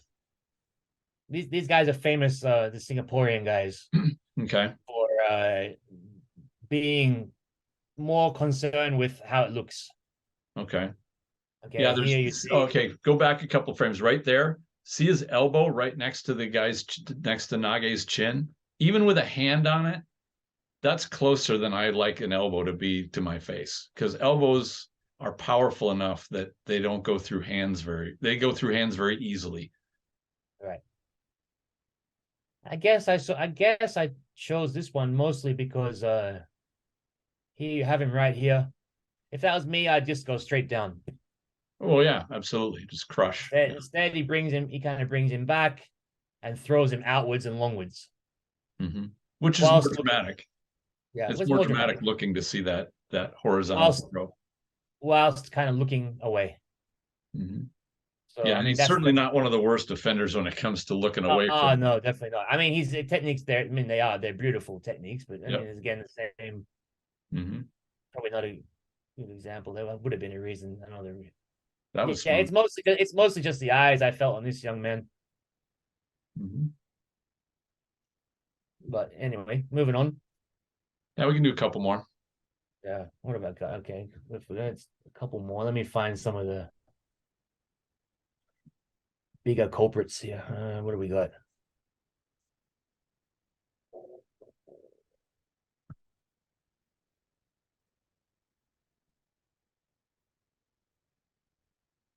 What's this one? Okay, so this is something I put this one in here because I don't understand it. I'm not a Yoshinkan guy, so I may need a Yoshinkan guy to explain this to me. From my perspective, this doesn't make any sense, but we'll watch it and you'll see. And if there's a Yoshinkan person out there who can explain why this happens, I'd love to hear.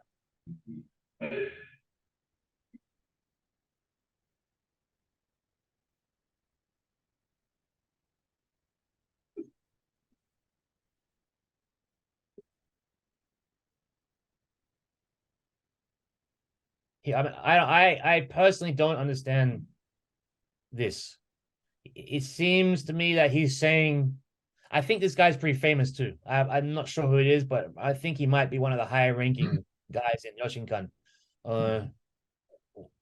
The grip is super weak on his right hand. Saying to look far over there. I don't I didn't understand. What do you think of this one? The only thing I can see is as a reason to turn those hips or to turn that way is to remind Nage to actually do a full turn of his hips, because a lot of people like to cut that hip turn short.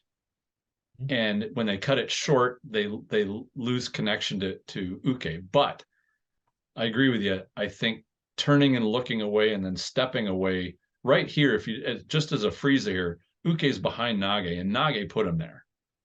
Mm-hmm. I'm not wild about that part, again, because of never give somebody your back. Right.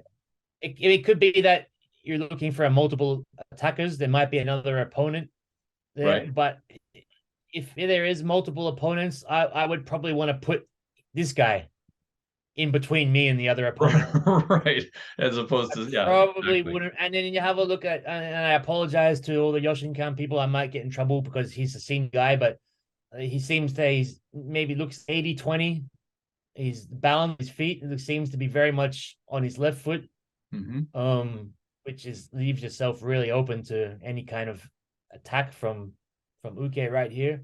The one thing that strikes me, and I've got tremendous respect for Gozo Shiota, but what I've noticed is that when I see Yoshinkan practitioners, they don't move like Shiota moved. They have got a completely different stance, completely different method of movement, and I'm curious as to why that is. I'll give you my take on why I think why. And it's the same with Tada Sensei, who's a ninth dan in the Aikikai, and his students fall under the same trap. And I think it's because you can only get to being Gozo Shiota. You can only be him because of what he went through. Right. He went through his seriously, incredibly hard training. He went through experiences with other people, and he became that guy. And I kind of feel that they're only watching the end product, and they're skipping over what it took to get there. And I think if you try to skip over what it took to get there and just focus on what it looks like, you miss everything in between. Sure. And that's probably why it's probably more of a case of just being lost in translation. Yeah, it could be. I tell you, the one thing, go ahead and speed this up to that point that we were frozen on, because it reminded me of somebody else and somebody that probably everybody recognizes.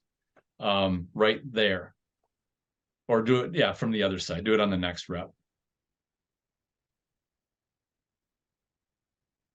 This is great. I mean, it does teach you to get your hands up, I suppose. This is not a bad hands up and off the line. No, from here. Okay. So I've seen this. I've seen Christian Tissier do this, something similar. He does like a Tenkan step, and he's got his hand all the way around back behind him. He's got Uke's wrist in a grab. I've seen that, yeah. And he's got him completely behind, turns him around, and then brings him back. And I remember training that years ago. We worked on it in our dojo because my instructor, he was taught to do that too. And that just raised so many red flags with me. One, I got my arm bent behind my back, which is not a strong position for my own shoulder. What if I lose contact with him? What if he adapts? He's behind me. I've lost sight of him. Like, so many things about that just kind of bothered me. I had trouble getting leverage. If I didn't really have them tripping by the time I started that turn and they recovered even halfway, I was totally screwed. But if you have a well-programmed uke that is taught not to go off the tracks, you can get away with that. But that's something 100%. That always bothered me, of purposefully turning away. It's just a simple case of being a little bit more martially aware. Yeah. Now it does look visually dramatic when you watch somebody do that. Boy, it looks. You get Hakama swooshing all over the place, and it looks really super cool. Yeah. All right. Here's another one I want to show. This is the reason I selected this one, is because this is about fostering an environment where people should be keeping the kettle boiling. Okay. You can't hear the music, right, on this? Yes, I can. This one I can hear. Okay. So I also questioned the music choice.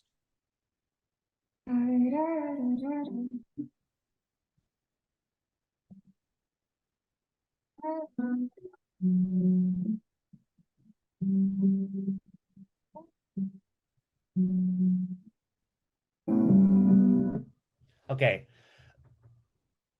I don't have anything to say other than there's no martial arts going on here. Unfortunately, I mean, I don't want to, speak ill of anyone, like I say, but I mean, watch all their reactions, watch their faces. We'll play it one more time. Watch everybody's faces and their complete lack of wanting to move their body. It's basically this is a dance. What I see right here.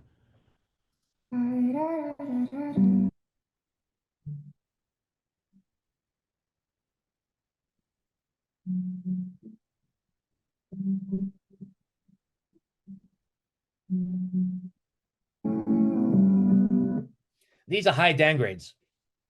Okay, That's the first thing that struck me was this is what I would expect to see of beginner to maybe intermediate students going through the footwork step motion of Shionage light.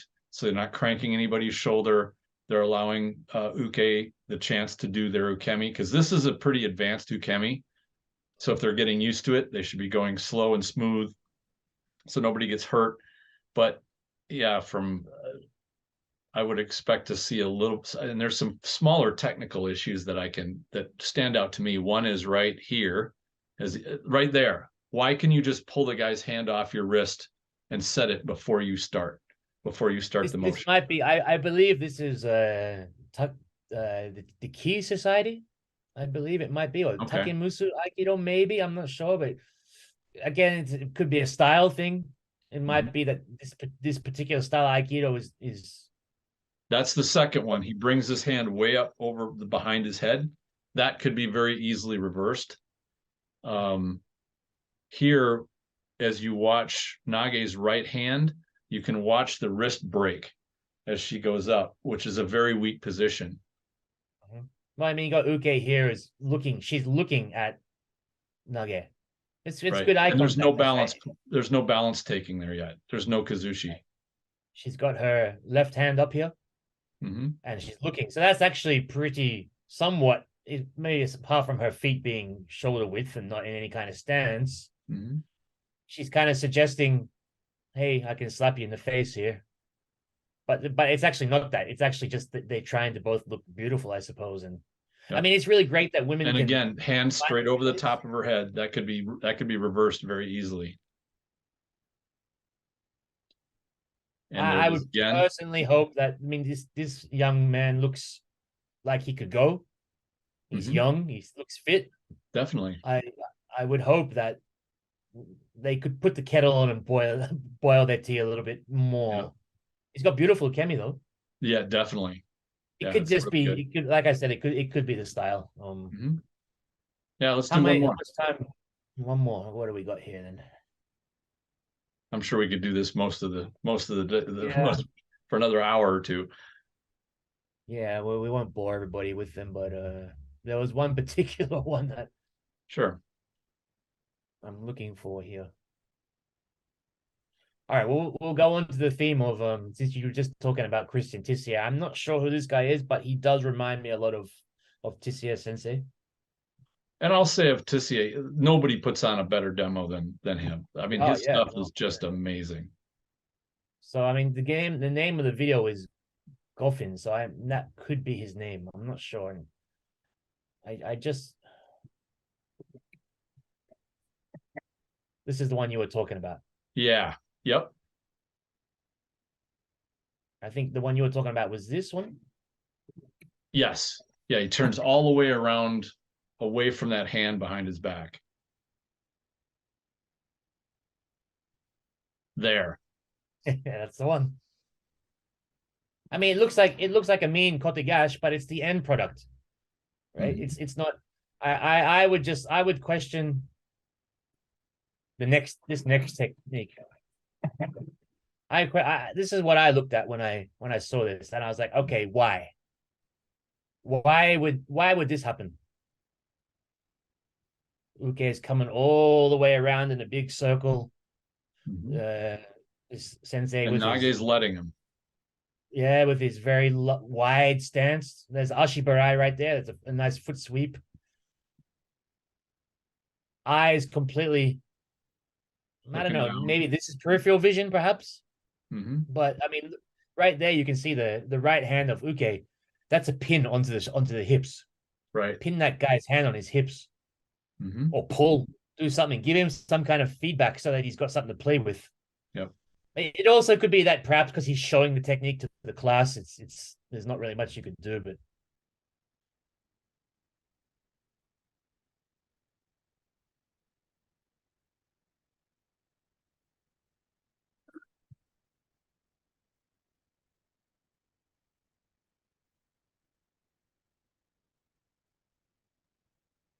Yeah, I mean it's nice Aikido. It's a lot of turning. The one thing, and back it up just a little bit to one of the ones of how much time he lets.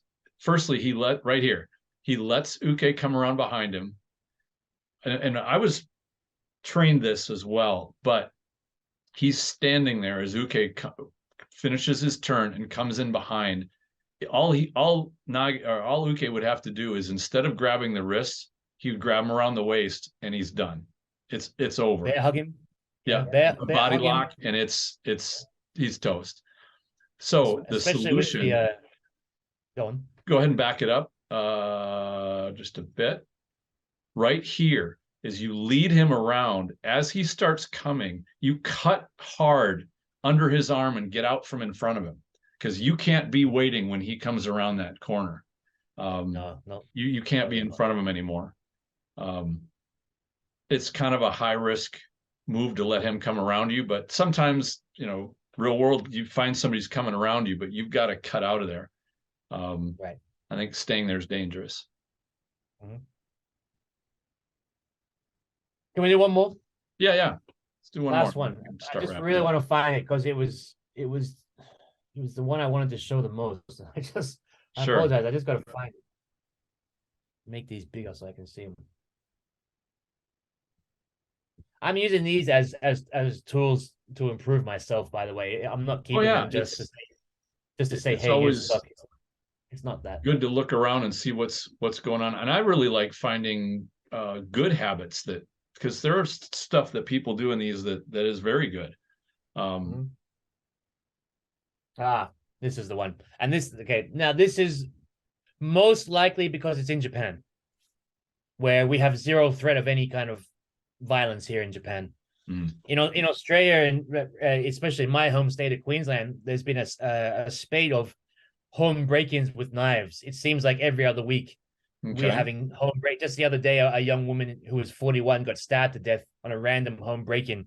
It's not anywhere near as close to the gun violence that you guys have, or the threat of real violence that exists in the States, but we still have the threat of violence, and Japan doesn't have any of that. So it's probably an effect of that, but let's just play it. It's sure.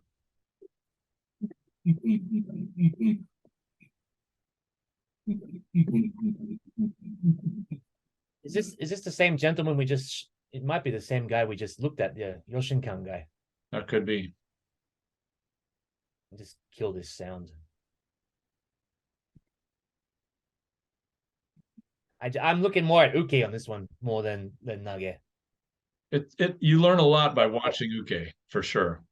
What I don't understand. I don't understand what's going on here. That was the reason I did it. What is Uke thinking?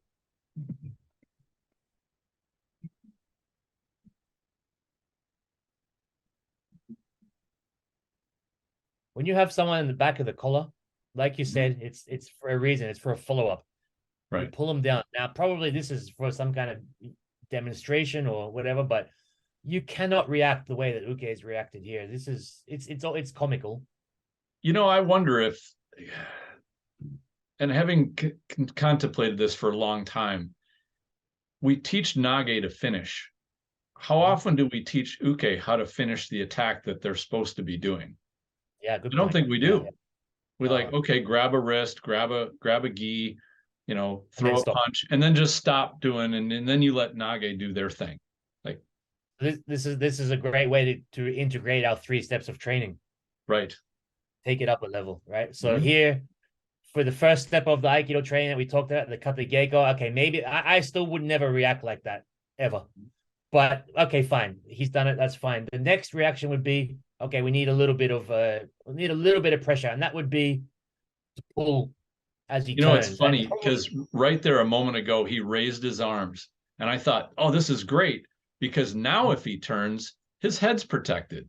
But then he drops his hands and turns around with his head sticking up. yeah, I mean, you're taught in all martial arts, get your hands up. Right. Absolutely. And when you have someone coming towards you, perhaps on the street, or someone who's, the first thing you're always taught is, get your hands up. Yep. And then you can And move if from you there. turn, if you got somebody behind you, you can't see them, and you turn, you better have that head cover up. Or you better have hands up. You're going to turn right around into a fist. And so, yes, you're right. So he drops his hands. Uke does some kind of funky, crazy little reaction, and stands there like, there's nothing happening martially here. Right. Unfortunately, it's to me, because I don't like the style too much. I mean, it's not even really aesthetically pleasing. But well, it's robotic and choppy. And I always attached Aikido as being smooth movement based, not abrupt. That's possibly because it's Yoshinkan, and they seem to be a little bit more robotic and choppy. Mm-hmm. But yeah, I mean, that's it. And I personally, I prefer a level change when I turn to face somebody behind me, because I don't like keeping my head in the same place, either vertically or horizontally. Okay, dude, I'm sorry. One more. This is definitely the last one. Okay. All right, now just turn the sound down on this so I can talk to you. Let's watch it through first once. Okay.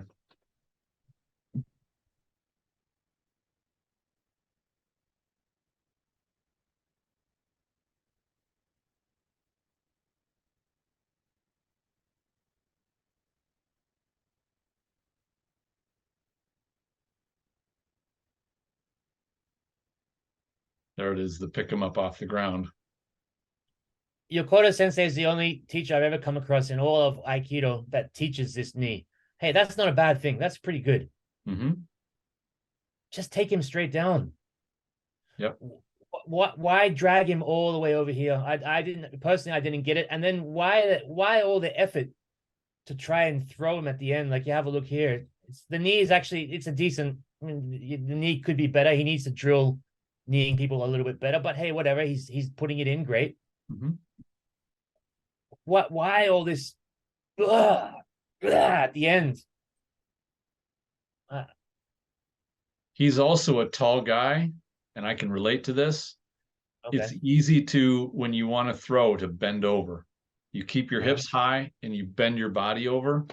I've found that limits. Now looks to be built a little heavier than I am, but I've found much more power in dropping my hips and keeping my posture up a little bit more like an athletic stance, than bending over at the waist. Right.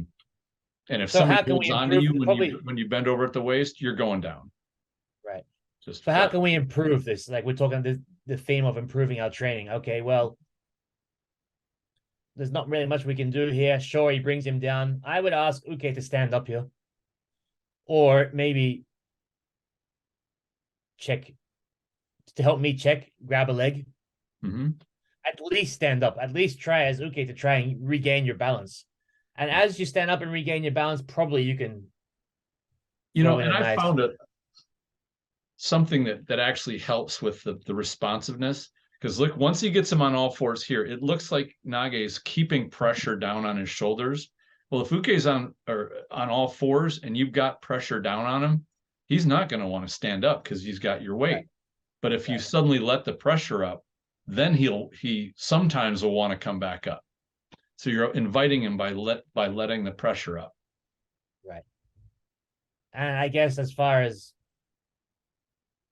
make it a little bit more martial, well, I'm not sure having the inside of your arm on the top of your head here is rarely going to do anything. Maybe think about striking, perhaps, or going behind and right here. There's a choke all day of the week here. Yep. And if we knew how to choke properly, I think people would think about it more. One thing that I've been working on with my students for the last couple of years intermittently, which is to actually get them in a position like he had with hand on the shoulder. you get them on all fours, and then you just put pressure down on the shoulder to anchor that hand. You're making them post. And that's a very strong position. You just keep weight on them, and then you pivot down so they can't grab your feet. Because what more do you need to do from there? Do you need to bring them up to do another throw? I think that's excessive. Yeah. But from there, and you've got to grab on their shoulder, on their gi. If they do come up, you can just roll them over with that hand. You don't even need to do a fully riminage. It's a great control position, and it's also a great position where you can just release and run. If you needed to get out of there, you're not playing with your food anymore. You've got them on all fours, and you can beat feet. So give him a little love tap Yeah. with the foot. Get out of there. you know, yeah, it's a great position, and it's very easy to get to with very simple tools like a rag, where you just kind of, rag them down and they're on all fours, pivot out, you're done. So great self-defense stuff. So yeah. Well, it's cool. So I'm glad you just to say one more time that we didn't use those videos in any way to try and rag people or put them down, and I'm very happy that they're able to enjoy their Aikido and train hard. I'm just saying, to keep on the theme of our topic of how could we make things a little bit more martial, and how can we check ourselves, and it's important sometimes to have a look at ways to improve. It is. And, I wanted to kind of wrap things up again with the tip of, you're a student at a dojo, again, maybe you're senior.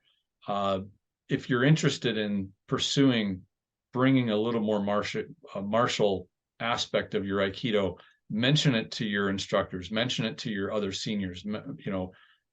You'll probably find somebody there that will say, yeah, I'd like to play with that a little bit more. Martial arts should be a place where we explore, not that we are just there to memorize some kind of chart or list or whatever. And it's easy to get caught in a dojo culture where you get caught up in thinking, okay, what are the techniques I need to memorize for my next belt test? And there you get stuck into a very linear track. Now, granted, if that's what means everything to you is getting past that test and getting promoted, well, that's great. But just realize that's going to be more limiting than it's going to be liberating. Right. And it's fun to explore that way. It's what I enjoy about the martial arts. Most martial artists enjoy that exploration. And so give some thought as to what you want from your martial art this next year, and make some progress into making that happen. If that's exploring cross training, fabulous. If it's even just talking to people in your own dojo, maybe that have other martial arts experience or want to train with you in such a way to start playing around more, learning to play chess. It's more nourishing than you think it is if you find that it's intimidating to get started. Yeah, well, taking that first step can be hard and can be daunting for some people, but once you take that first step and figure out how you can explore, I think that's just the most fun part of everything. It is. And, with everybody that I've trained with that have taken on this aspect, there's such a joy in it. You're really like you're playing. It's not like you're at each other's throats trying to tear each other's heads off. You're exploring and playing, and you're finding out what works and what doesn't. And you don't need to do it at 100% intensity in order to learn that way. In fact, you should not. You should be learning it at lower intensity. You'll figure out the math. And then when you get comfortable with that, then you can start adding a bit more intensity to it. But as long as you're not getting overwhelmed, because if you're totally overwhelmed, you're not going to be learning. Need to do it at a pace and a rate that your brain can process, because that's what a dojo is. It's a learning environment.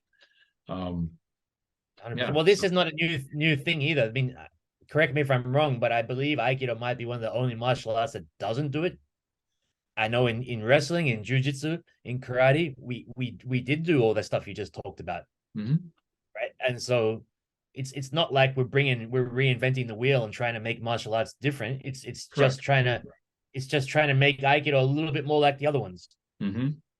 Absolutely. That's basically it. Yeah. And and I found this with whatever art I've trained back when I competed, the greatest joy I ever experienced was when I had a really great improvisation that I don't even know where it came from. It came from all the practice that I did with the kata training and the discipline part, and then it came out in live play. And it makes me giddy to think about, when you find that success, like everything that you train for clicks when it needs to click, and it just happens.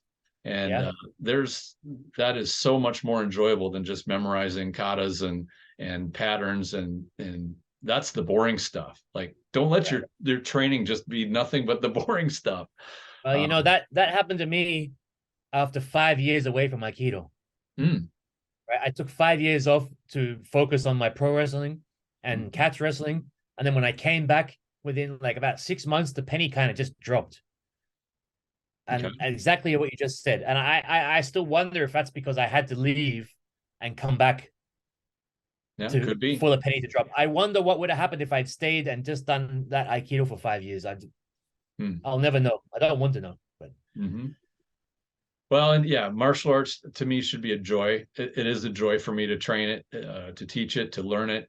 I'm always learning. I think if anything, if you're wondering at the beginning of the year, looking forward, make your martial art training joyful. That would be my recommendation. How about you? What would yours be? Joyful, but also meaningful. Absolutely.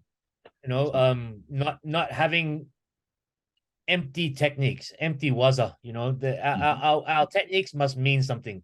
We got to be doing things for a reason. So whilst it's great to have fun, break the bad habits, try to make things mean something. And I guess we can finish off with saying, like, ask why. Yeah, that's a great one. Great way to finish. Yep. Ask why. Why are we doing this now? Why now? Why this technique? Why in this moment? Because if you don't have the why, you're just being a carbon copy. Yeah. As a good example, you gave me a great word on our last podcast, a cookie cutter. Yeah, the cookie cutter. Yeah. And I've used that since you told me that word. It's a great word, the cookie cutter. Excellent. Well, thank you so much for coming on, Ryan. It was great to have you here again. I know you're about to get busy. This is kind of your holiday break, so I've been off, but back to the grind. So don't overwork yourself. I hope, I'll try not to, but I hope everyone had a great Christmas and a very great New Year, and I hope 2023 is rewarding for everybody. Yeah, me too. Happy New Year, everybody. All right, thank you. Take care. Thank you very much for listening, and I hope you enjoyed this discussion. Stay tuned for more episodes. I've got some great stuff on the way very soon. In the meantime, enjoy your training.